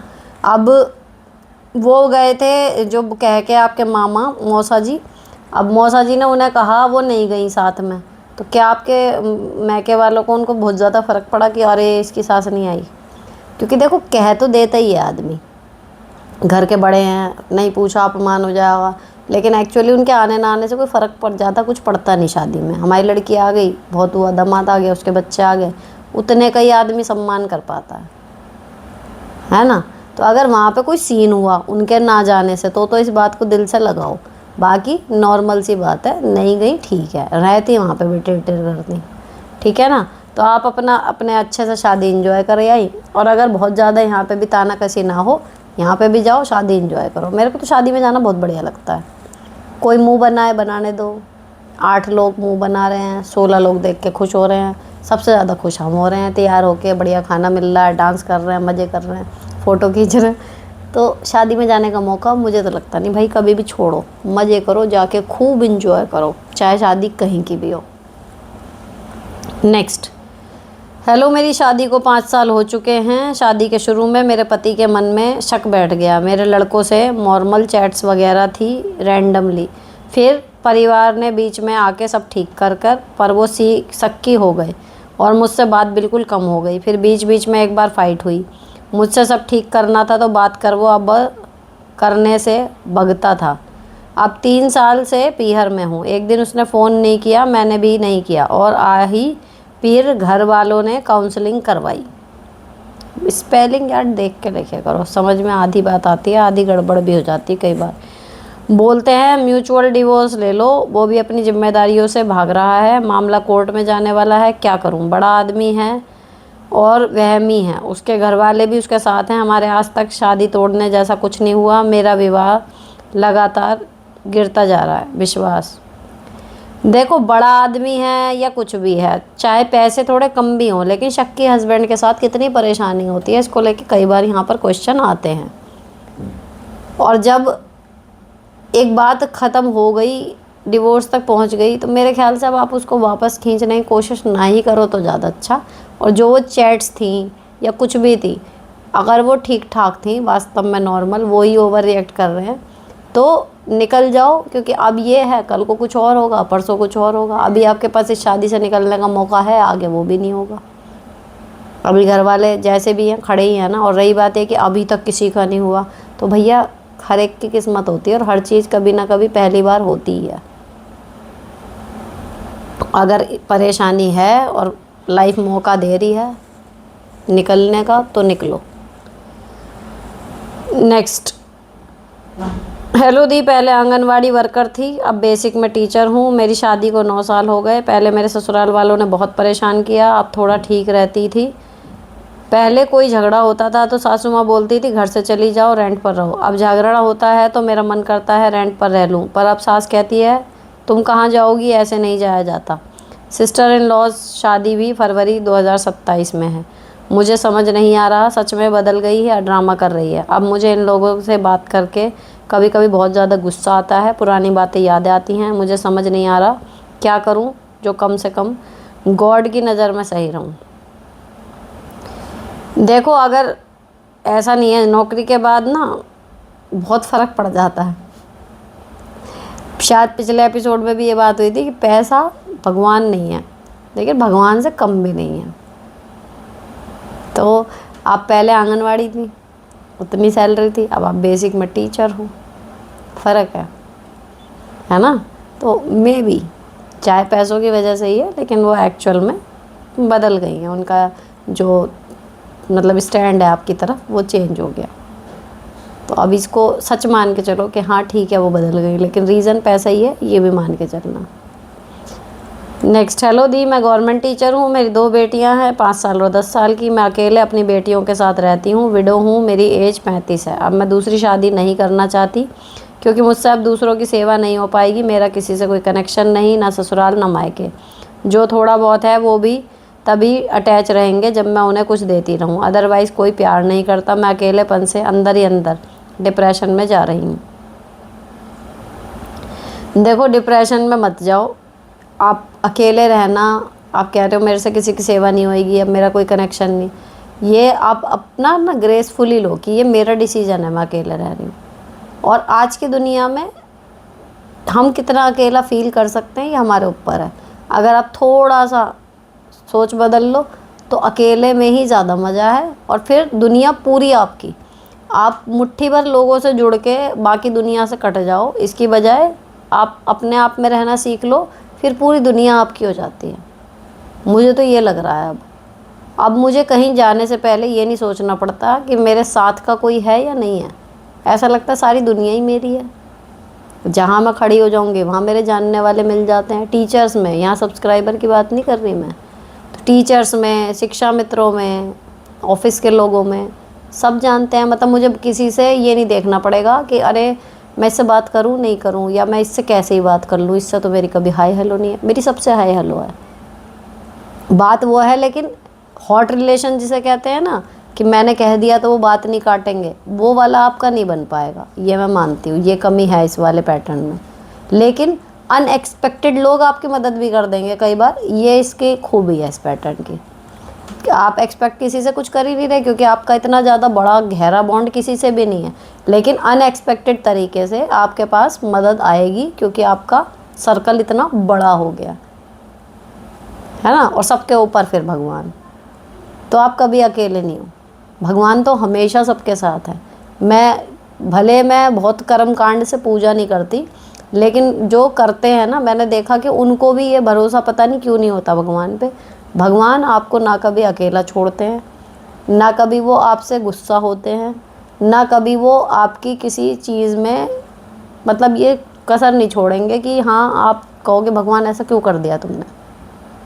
अगर वो एक तरफ से आपको मुसीबत दे रहे हैं ना, वो दूसरे हाथ से आपको संभाल रहे होते हैं, तो वो हमेशा आपके साथ हैं। और जब आप ये मान के चलते हो ना कि भगवान आपके साथ है, तो आपको फ़र्क ही नहीं पड़ता कि नीचे इंसान कौन साथ है कौन नहीं है। आप बिल्कुल निश्चिंत रहते हो। अभी आपके बच्चे हैं, उनको पालो, जिम्मेदारी निभाओ, अपना सोशल सर्कल बढ़ाना जब शुरू करोगे बढ़ जाएगा। लेकिन ये देखो, ये है ना कि मैं किसी को देती रहूँ तभी तक के रिलेशन है, ना दो तो कोई मतलब नहीं किसी को। तो ना किसी को दो, ना किसी से मदद लो जितना हो सके, और उसके बाद अपनी बातचीत व्यवहार से रिश्ते बनाओ। तो वो रिश्ते ऐसे होंगे, ना तो आपने जब उनका कुछ करा नहीं पैसे धेले से, तो ना तो आप उनसे एक्सपेक्ट कर रही होंगी कि ये मेरा कुछ करे, ठीक है। और सबके साथ आपका एक वो होगा, आपको ये नहीं लगेगा कि अरे मैं अकेली पड़ी हूँ, मुझे तो कोई जानता नहीं। तो अकेले रहना इतना भी मुश्किल नहीं है कि आप सोचो कि सर्वाइव ही नहीं कर पाओगे या डिप्रेशन। बिल्कुल मत जाओ डिप्रेशन में। दुनिया में लोग भरे पड़े हैं, बस आपको ओपन अप होने की ज़रूरत है, बात करने की ज़रूरत है। सारी दुनिया आपकी है। नेक्स्ट, हेलो दी, मैं गवर्नमेंट टीचर हूँ, मेरी 2 बेटियाँ हैं। ये तो हो गया। दी, मैं वही हूँ जिसके हस्बैंड सिंगल सन हैं, बट इन लॉज और नंदे कोई वैल्यू नहीं करते, पर मुझे इग्नोर करना नहीं आता। अब जब मेरी बेटी पर बात आई है बहुत बुरा लगता है। मेरी बेटी इकलौते बेटे और इकलौते भाई की एक बेटी है, उसको भी दादा बुआ कुछ नहीं मानते। सास मर गई पर वो भी ऐसी ही थी, क्या करूँ, बहुत पराया लगता है। अरे आप अपने बच्चे पे अपना बस कि हम काफ़ी हैं, ना माने कोई। माँ है बहुत है, ना माने कोई, आप अपना दिल से जी जान से पालो बच्चा अपना। नेक्स्ट दी, मैं एक स्कूल में कंप्यूटर टीचर हूँ। जिस स्कूल की 7 ब्रांचेज हैं, उसने हमारे स्कूल के साथ पार्टनरशिप किया। उस स्कूल के जो करंट प्रिंसिपल बने हैं उनको लगता है हमें कुछ नहीं आता। वो जब भी कोई काम होता है कंप्यूटर रिलेटेड तो दूसरी ब्रांच से टीचर बुलवाती हैं, जबकि वो काम मैं भी कर सकती हूँ। मैंने 1-2 बार बोला भी, बट शी इग्नोर्ड। आज हमारे स्कूल में मदर्स डे का सेलिब्रेशन था तो उन्होंने कहा कि कंप्यूटर का काम कोई और मैम करेगी और सबके सामने रिसेप्शन पर कहती हैं कि she is smarter than you. मुझे बहुत बुरा लगा, क्या मुझे जॉब छोड़ देनी चाहिए जहाँ पर हमें अपनी स्किल्स दिखाने की अपॉर्चुनिटी ही ना दी जा रही। अब इसमें जो है आपका क्वेश्चन हो सकता है थोड़ा सा शूट होने से रह गया हो, लेकिन जिनका है उनको समझ में आ गया होगा कि प्राइवेट स्कूल है, सैलरी कम है, ब्रांचेस में से जो अलग से आते हैं उनको ज़्यादा प्रायोरिटी दी जा रही है, और सबके सामने बोल दिया कि she is much smarter than you. मैं आपको कहूँगी प्रैक्टिकल बनो, ज़्यादा इमोशन में मत बहो। जब कोई कहे तुझसे ज़्यादा आता है इसे, ठीक है, मुझे पता है कि मेरे को भी उतना आता है, ठीक है, कोहनी तक हाथ जोड़ो, प्रभु आप महान हो। जितना ज़्यादा अपनी दिखाओगे ऐसी जगह पे, पैसे आपके बढ़ने नहीं हैं, काम आपका बढ़ जाएगा। तो कोई कहे ना कि भाई तुम बावले हो, तो बावले बन के बैठे रहो जब तक। और किसी दिन ऐसी कंडीशन आएगी ना, फिल्म ही बनेगी किसी दिन सिचुएशन कि कुछ ऐसी प्रॉब्लम फंसेगी, अब जब आपको काम आता है आप सॉल्व कर दोगे, बैंग ऑन। लेकिन फ़िलहाल आपके हिसाब से अभी जो सहूलियत है वो समझ लो कि स्टे बैक ये वो, उस हिसाब से आपने जॉब जो सोच के एक्सेप्ट करी थी उस कारण को याद रखते रहो, इसे ज़्यादा पर्सनली मत लो, ठीक है ना। और बिल्कुल मत लो एक्स्ट्रा लोड कि ये मैं कर दूँ। अगर ये आपको तब इशू आता अगर वो काम करने पे आपकी सैलरी बढ़ रही होती, तब आपको दिखाने की ज़रूरत है कि भाई मौका ढूंढूं कहाँ मैं अपनी स्किल्स शो कर सकती हूँ। अगर उसी सैलरी में करना है तो छड्डो परे। नेक्स्ट, सुनीता जी एक सवाल करना था आपसे। हम अपने लिए सब चीज़ें करने में सक्षम हैं और हमारे ससुराल पक्ष के भी सब चीज़ें करने में सक्षम हैं, पर वो हमारी चीज़ों को हमसे बिना पूछे लेकर यूज़ करते हैं। बस हस्बैंड ने पूछ लेते हैं, मुझसे कभी कुछ नहीं पूछा जाता। ये सही है या गलत? और हम शुरू से ही अलग शहर में रह रहे हैं, वो अलग शहर में रहते हैं। मुझे आपके जवाब का इंतज़ार रहेगा। देखो ये साइकोलॉजी होती है इसके पीछे। एक तो हस्बैंड वाइफ को एक यूनिट माना जाता है, दूसरा जो लड़के के पक्ष वाले होते हैं वो ये दिखाने की कोशिश करते हैं बहू को कि ये सब जो भी है वो मेरे बेटे का है, तो तू ज़्यादा खुश ना हो, तेरी परमिशन लेने की हमें ज़रूरत नहीं है। वो ये मैसेज आपको देना चाहते हैं। अब इस मैसेज को जो जितना लाइटली ले लेता है वो ठीक है, जो जितना दिमाग पे से जोर दे के देता है वो परेशान हो जाता है।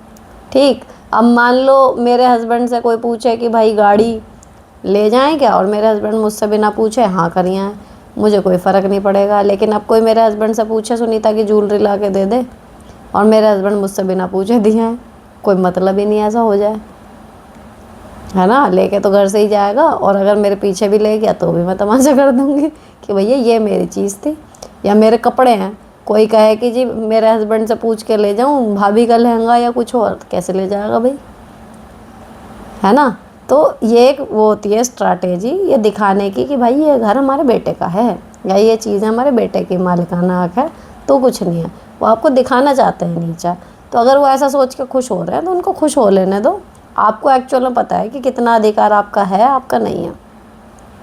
और कभी दिखाने की जो नौबत आ जाए कि हाँ है या नहीं है, तो करके दिखा दो किसी दिन कि मेरे पूछे बिना ले जाओगी क्या, मैं हाँ कर रही हूँ तभी तो वो भी दे पा रहे हैं। तो मैं एक इसमें मतलब एक वो है कि अपना कॉन्फिडेंस, आपको पता है कि आपका मालिकाना हक कितना है, सामने वाला उसे हल्के में ले रहा, लेने दो, कोई बात नहीं। हर जगह कोई हमसे कह दे कि तू सुनीता नहीं है, तो मैं उसे प्रूव करती फिरूंगी क्या, नहीं देख मेरा आधार कार्ड देख, मेरा पैन कार्ड देख, मेरा ये देख। वो कहेगा तू सुनीता नहीं है, भाई उसको लग रहा है नहीं हूँ सुनीता, तो मैं तो कई बार ये हाँ ठीक हूँ नहीं हूँ सुनीता, क्यों प्रूव करना मुझे तुझे, तू खुश रहा मुझे अनीता मान कर, ये वाली बात हो जाती है ना। तो किसी को अगर ये लग रहा है कि भाई इस घर पर मालिकाना हक इसका बहू का नहीं है, हम तो इससे बात करके ले जाएंगे, खो लेने दो ना खुश। लेकिन किसी दिन अगर बात लिमिट क्रॉस करेगी तो हमें पता तो है ही हमारे घर में हमारा अधिकार कितना है कितना नहीं है, बस। नेक्स्ट, हेलो दी, मेरे बच्चे मेरे बिल्कुल भी बात नहीं मानते। दी 2 बेटी हैं मेरी, एक 7 साल की एक 5 साल की, ना तो स्टडी करती है ना ही कोई बात मानती है। प्लीज़ प्लीज़ मेरे को बताओ मैं क्या करूं, सारा दिन फ़ोन देखती हैं, मैं क्या करूं, बहुत परेशान हूं। उनकी जान को लगी रहो, बेताल बन के उनके सिर पे नाचो। और ये मजाक नहीं है, बच्चों के इतना साथ रहो, फिर सारे काम छोड़ के ताकि उसे लगे भाई इससे पीछे छुड़ाने का यही तरीका, पहले जो ये कह रही है वो करके दो। अभी छोटी हैं, कर लो ये काम। कोई और चीज़ इतनी ज़रूरी नहीं है इस टाइम जितने वो हैं। नेक्स्ट, नई ज़मीन की बहुत बहुत शुभकामनाएं। ठीक है जी। नेक्स्ट, हेलो दी, लव यू। शादी को 9 साल हो गए, ज़िंदगी अब समझ आई। ससुराल में सास ने जीना मुश्किल कर रखा था। 1 साल से डिप्रेशन की दवा ले रही हूँ, फिर भी खुशी महसूस नहीं होती। 2 बच्चे हैं 6-8 साल के, कैसे खुश रहूँ। घर पर सास का ही राज चलता है, उनका सारा प्यार सिर्फ अपनी बेटी के लिए है। नंद की दूसरी साड़ी शादी करेंगी और उसकी 5 साल की बेटी को अपने पास रखेंगी। मेरी बेटी और बेटा को बिल्कुल भी प्यार नहीं करती। मुझे ये देखकर बुरा लगता है। बुरा लगाना छोड़ दो, हमारे बच्चे हैं, कोई उन्हें प्यार नहीं करता। हम खुद उन पे अपनी जान लुटा देंगे, खूब प्यार करेंगे अपने बच्चों को, अपने बच्चों के साथ मस्त रहेंगे। ठीक है। रही बात यह कि घर में उनका राज चलता है। देखो, राज जिसका चल रहा है चल रहा है, हम उस राज में कितना उसको झेल रहे हैं वो हमारा अपना डिसीजन है। जिस दिन उठ के खड़ी हो जाओगी मुझे नहीं करना, ये कोई नहीं करवा सकता। हमारी अपनी चॉइस है कि हम उन्हें सत्ता चलाने दे रहे हैं, है ना। 3 टाइम खाना बनाओ, अगर आप अपना बना के चली जाओगी तो फांसी दे देंगे आपको। क्या ही होएगा, लड़ो, चिल्लाओ, करो, चलाओ राज। तो बहुओं का मिनट लगता है उनको, अगर वो अपने वाली पे आ जाएं तो सबका दुम तनाना एक दिन में कर दें। लेकिन ये हमारी कहना चाहिए अच्छाई है। और अच्छाई क्या, वो प्रेशर के हम ऐसे घर के हैं, हमारे माँ बाप ने हमें ऐसे संस्कार दिए। अब हमारे माँ बाप ने क्या हमें लड़ना सिखा के भेजा था।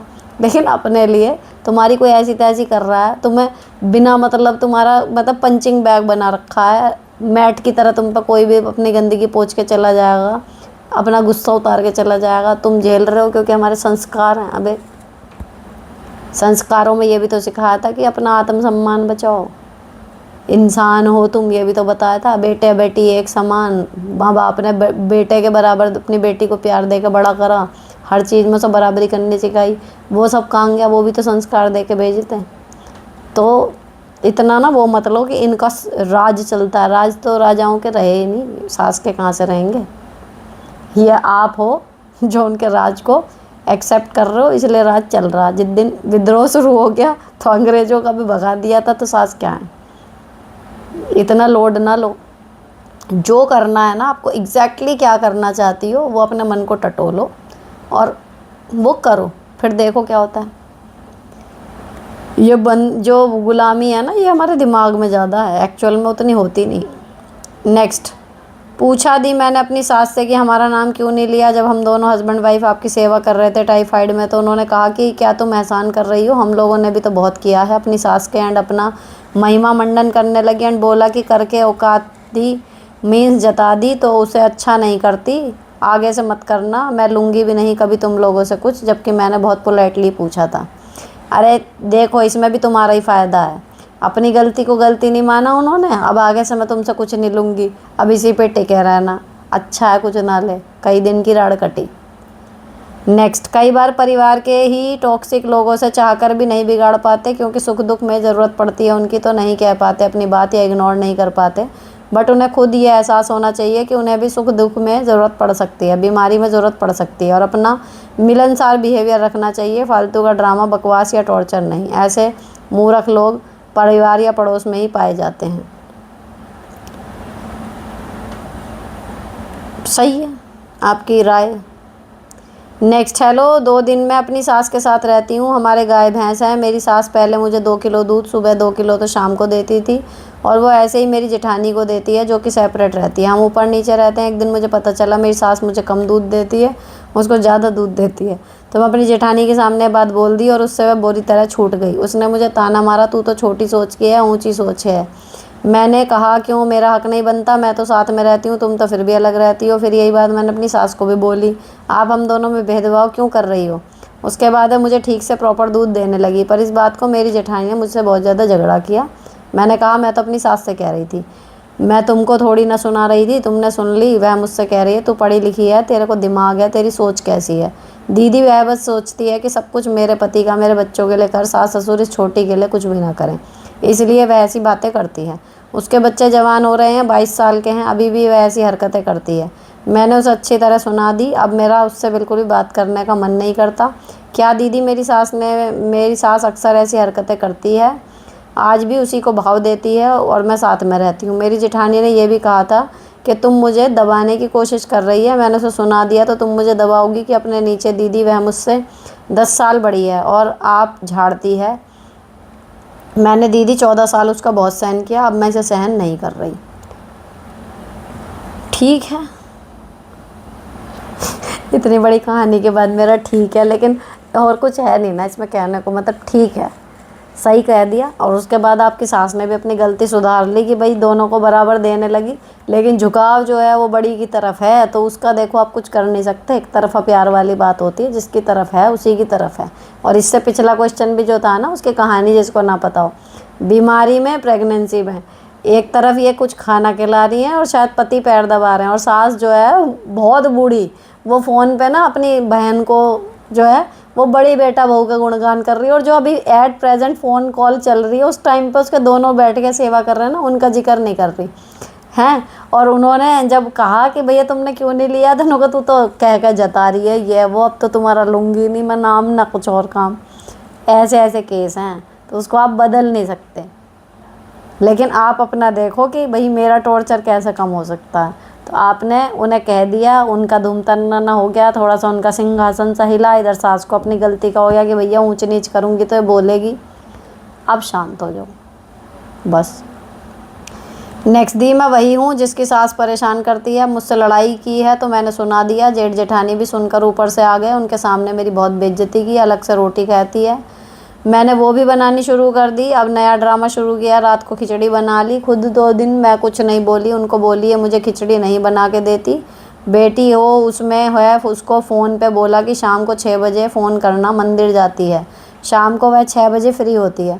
कभी माँ फ़ोन नहीं लेके जाती, कल लेके गई और 7 बजे आई घर में। मैंने कॉल चेक किया, आधा घंटा बात की हुई थी। 17 साल हो गए इसका सब करते, जब करती थी तो किसी को नहीं बताया। थोड़े दिन के लिए अपनी वैल्यू बनाने के लिए काम किया तो इस हद तक गिर गई। जेठ ने मुझे अलग जलील किया, हस्बैंड भी बात नहीं कर रहे 2 दिन से कि तू लड़ाई करती है। क्या करूं, मेरे माँ बाप है नहीं हैं, आपसे ही आस है। देखो जब कोई भी बहू वो करती रहती है, सबका सुनती रहती है, तब तक वो रहती है सही। लेकिन जिस दिन वो अपने लिए कुछ करना शुरू कर देती है, तो ये ना एक प्रोसेस है कि एकदम से सबके करंट लगता है, फिर सब उसे टारगेट करते हैं, तू गलत है। फिर पति भी उसी लाइन में जाता है, तू लड़ाई करती है, सब कुछ सही चल रहा था, तू नहीं ऐसा करा। मान के चलो ये पार्ट ऑफ प्रोसेस है। मुश्किल टाइम है, हिम्मत बनाए रखो, धीरे धीरे सब लाइन पे आएंगे सब। लेकिन जो किया है सोच समझ के किया है, उस पर माफ़ी मांग के अपने डिसीजन को शर्मिंदा मत करो। जिस दिन भी करती, अभी कर दिया ये चीज़ कि चलो थोड़ा कम काम कर लिया, लेकिन अगर आप ये चीज़ 10 साल बाद भी करती ना, आप लिख के ले लो, सेम प्रोसीजर 10 साल बाद भी होना था। अब हो गया, अब ये झंझावत निपटेगा, थोड़ा मुंह बनेंगे, थोड़ा नाराज़गियाँ होंगी, थोड़ा जलील किया जाएगा आपको, सब ले लो। लेकिन उसके बाद ये तूफ़ान थमेगा, और फिर जो अब आपने अपनी नई इमेज बनाई है ना, आप आगे उसके साथ कंटिन्यू करोगी। तो मुश्किल टाइम है, रोने का मन करे रो लो, घबराहट हो भगवान जी के सामने बैठो, लेकिन अपना जो सोच समझ के डिसीजन लिए हैं आपने, जिस भी फील्ड में जो भी लिया है उसको सोच समझ के लो, और उसके बाद उस पर टिके रहो, रिग्रेट मत करो। करने से पहले, बोलने से पहले 10 बार सोचो कि क्या ये सही है। अगर कोई बाहर से खड़ा होकर भी देख रहा हो, बस सही है तो फिर सही है, फिर मुंह बनाने दो। जिसकी सेवा करने वाली हटेगी, फालतू की बातें सुनना बंद करेगी, उसके तो पेट में दर्द होगा, और जिसके पेट में दर्द होगा वो तो पॉइंट आउट करेगा। तो ये प्रोसेस है, कोई भी राजी में नहीं इस तरीके से एडजस्ट होता। अगला क्वेश्चन ना, ऐसे ऐसे करने में अंगूठा 4 बार में ख़त्म हो रहा है, लेकिन मैं जैसे ही स्किप करने जा रही थी, स्टार्टिंग में दिखा कि इन्होंने पहले भी किया था और शायद इतना ही लंबा होगा, इसीलिए मैंने जवाब नहीं दिया। अब ये दोबारा कर रही हूँ, प्लीज़ रिप्लाई करें। तो इसके बाद 2 कमेंट और बचे हैं, मैंने स्क्रॉल करके देखा, तो इनका कमेंट पढ़ते हैं। चलो, इनका है क्वेश्चन, दी मेरी शादी को 14 साल हो गए हैं, 10 साल बाद बच्चे हुए। पहले भी 10 साल मैंने अपने इन लॉज की काफ़ी बातें सही हैं और बहुत कॉम्प्रोमाइज़ किया, बहुत रोई कि चलो माँ बाप है मीन्स, बट सहन किया। पहले हस्बैंड ने समझाना शुरू किया after 4 years of marriage, then धीरे धीरे देवर ने भी समझाना शुरू किया, बट बोलता कोई ना था। फिर इन लॉज एक्सपायर हो गए, फिर मेरे बच्चे ट्विंस हुए, फिर मेरे देवर की शादी हुई, पहले मेरी देवरानी बहुत अच्छी थी, मेरे ट्विंस पालने में मेरी बहुत हेल्प करी, मेरे साथ खड़ी रही कि उसका शुरू से था अपनी पर्सनल लाइफ में कुछ सहन नहीं करी थी, करती थी तो मुझे बोल देती थी, घर का भी कर लेती, केयरिंग भी थी। मेरी प्रॉब्लम है मैं इमोशनली अटैच्ड हो जाती हूँ, मैंने उसके साथ सारी बातें भी शेयर करती हूँ, बट वो नहीं, बस मैं मेन बात करती है वो। मैंने धीरे उसको एक्सेप्ट भी कर लिया है, बट वो गुस्सा करती है तो मैं सह लेती हूँ या रोती हूँ और ज़्यादा मैं ही उससे बात क्लियर करती हूँ, कभी कभी बहुत कम वो सॉरी मान लेती है। मेरी आदत है कुछ भी बात मुझे फ़ील हो मैं उसको बता देती हूँ, मुझे तेरी ये बात अच्छी नहीं लगी, वो समझती नहीं है, उल्टा गुस्सा कर लेती है। मैंने अब कहना भी छोड़ दिया। कभी कभी मैं रिएक्ट करती हूँ तो देवर भी बोल देते हैं जैसे उनके पहले से मान में कुछ हो। फिर पहले मुझे बुरा लगता था, फिर उनसे क्लियर करती हूँ, फिर ठीक हो जाती हूँ। वैसे वो ठीक है, अगर कभी उनसे शिकायत करूँ या उनको बोल दूँ मीन्स अपना समझ कर, तो उनको गलत लगता है, आपने सही नहीं बोला, इवन आराम से भी पूछ रही हूँ तो। मेरी देवरानी भी बोलती है मेरा देवर उसे कुछ नहीं कहता, मुझे डायरेक्ट कह देता है, क्योंकि उसे पता है इसने सह लेना है। इस बार छोटी छोटी बात पर बहुत बहुत बोले पर अगले दिन ठीक हो जाते हैं। मुझे बहुत बुरा लगता है, फिर बात करो तो कहते हैं आप बात बहुत खींचते हो, बात हो गई छोड़ दो। पर मुझे भी हर्ट होता है, मैं सोचती हूँ बात करनी चाहिए, बट हर बात मैं ही करती हूँ। सोचती हूँ अगर मेरे भाई बहन से लड़ाई हो तो मैं उनको भी तो माफ़ करूँगी, पर वो मुझे बहुत फॉर ग्रांटेड लेते हैं। देवरानी मेरे से अच्छी तरह रहती है, बट जब देवर के साथ होती है तो शो करती है, मैं ही काम करती हूँ, थोड़ी चौड़ी हो जाती है। पहले इस बार मैंने उनसे बात नहीं करी कुछ दिन, बट वो नॉर्मल बुलाते थे, बस बुलाते थे और अपना मस्त रहते थे। बट मैंने अपने देवर से बात करी तो वो बोलता है छोड़ो, जो हो गया वो हो गया। मैंने कहा कैसे छोड़ूं, अगर आप गुस्सा करो तो मैं छोड़ दूं, अगर मैं गुस्सा करूं तो आप बोल देते हो, इतना आप बर्दाश्त नहीं करते। वैसे तो देवर ने आराम से बात करी, क्योंकि देवरानी नहीं थी, दोनों अकेले में मेरे साथ प्यार से बात करते हैं, बट साथ में हो तो चौड़े हो जाते हैं। अब यही है सब कुछ, इतना ही कि क्या करूं अगली बार। मतलब कुल मिला के बार बार, मतलब इतना जितना मैंने पढ़ा है इसमें लगभग 6 बार ये चीज़ रिपीट हो गई, आगे भी यही है शायद, कि अगर आप मतलब टेकन फॉर ग्रांटेड लिया जा रहा है आपको आपके देवर देवरानी की तरफ से, आप उनसे इमोशनली अटैच हो वो नहीं है, आप ओवर शेयरिंग करते हो, वो काम की बातें शेयर करते हैं, अकेले अकेले रहते हैं तो सही से बिहेव करते हैं, लेकिन जब साथ में होते हैं तो वो आपको थोड़ा सा शो ऑफ करते हैं, एटीट्यूड दिखाते हैं। अब आप कंफ्यूज ये हो, अगर मैं नीचे जाके पूछूं कि मैं कमज़ोर नहीं हूँ, मैं फैमिली को जोड़ के रखना चाहती हूँ विद रिस्पेक्ट, लेकिन मुझे भी रिस्पेक्ट चाहिए। अगली बार मैं अपने लिए स्टैंड लूँ या छोड़ दूँ, अब दिल नहीं करता किसी से प्यार करने का, सभी फ़ायदा उठाते हैं। आपको ना तो छोड़ने की ज़रूरत है, ना स्टैंड लेने के नाम पे कलेश करने की ज़रूरत है, आपको सीखने की ज़रूरत है अपने देवर देवरानी से। रिश्ते में रह भी रहे हैं, कर भी रहे हैं, क्योंकि आप एक बार उनकी बुराई कर रहे हो, अगली बार फिर कह रहे हो अच्छे हैं, फिर बुराई कर रहे हो, फिर कह रहे हो अच्छे हैं। तो यही होता है जब आदमी टेक्निकली राइट चल रहा होता है।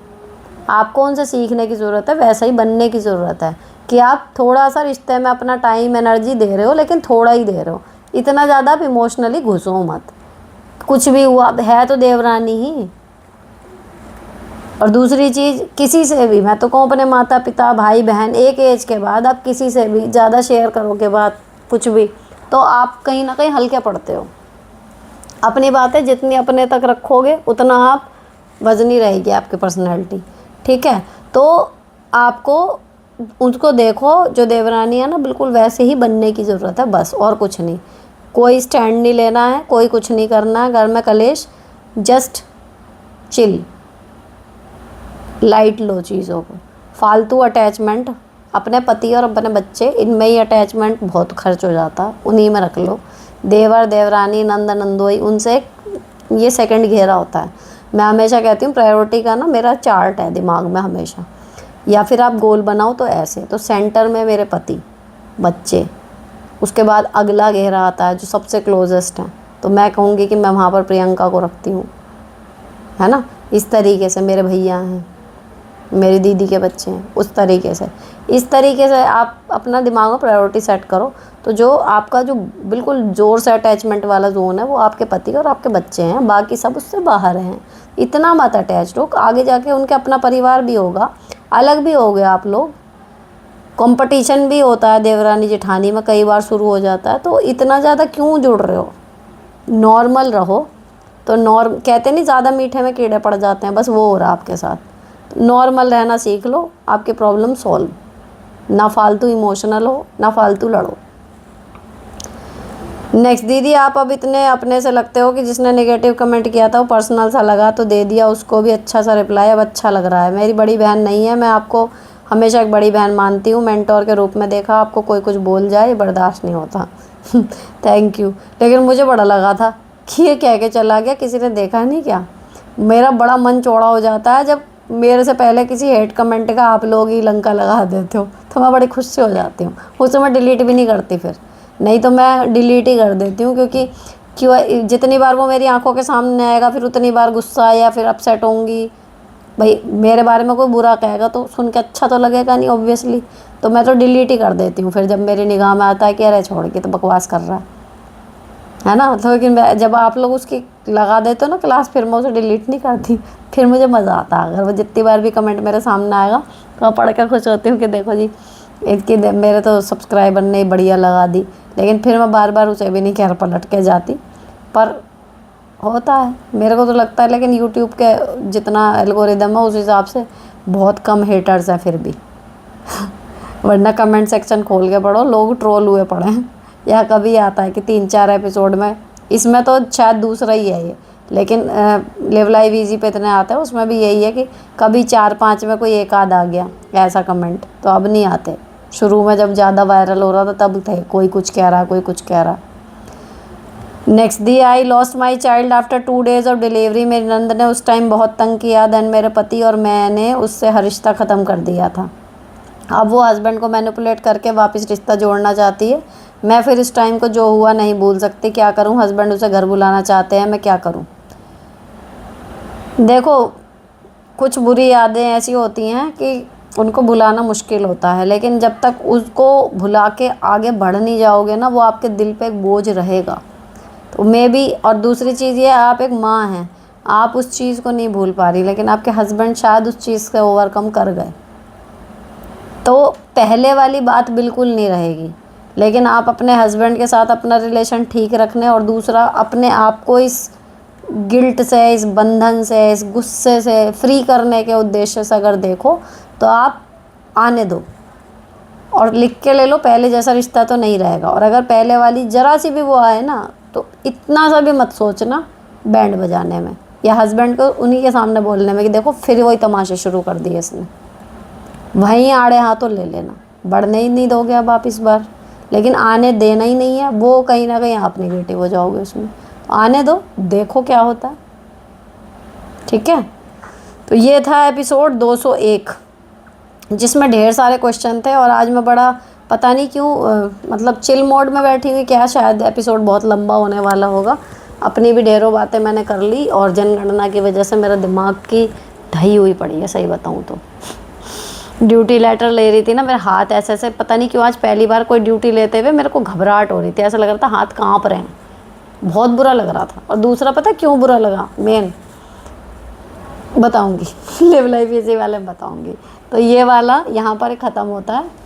अच्छा लगा हो तो चैनल को सब्सक्राइब कर जाना, किसी के काम का लगे तो शेयर कर देना। मिलती हूँ आपसे नेक्स्ट एपिसोड में, till then bye bye, stay beautiful and sorted always.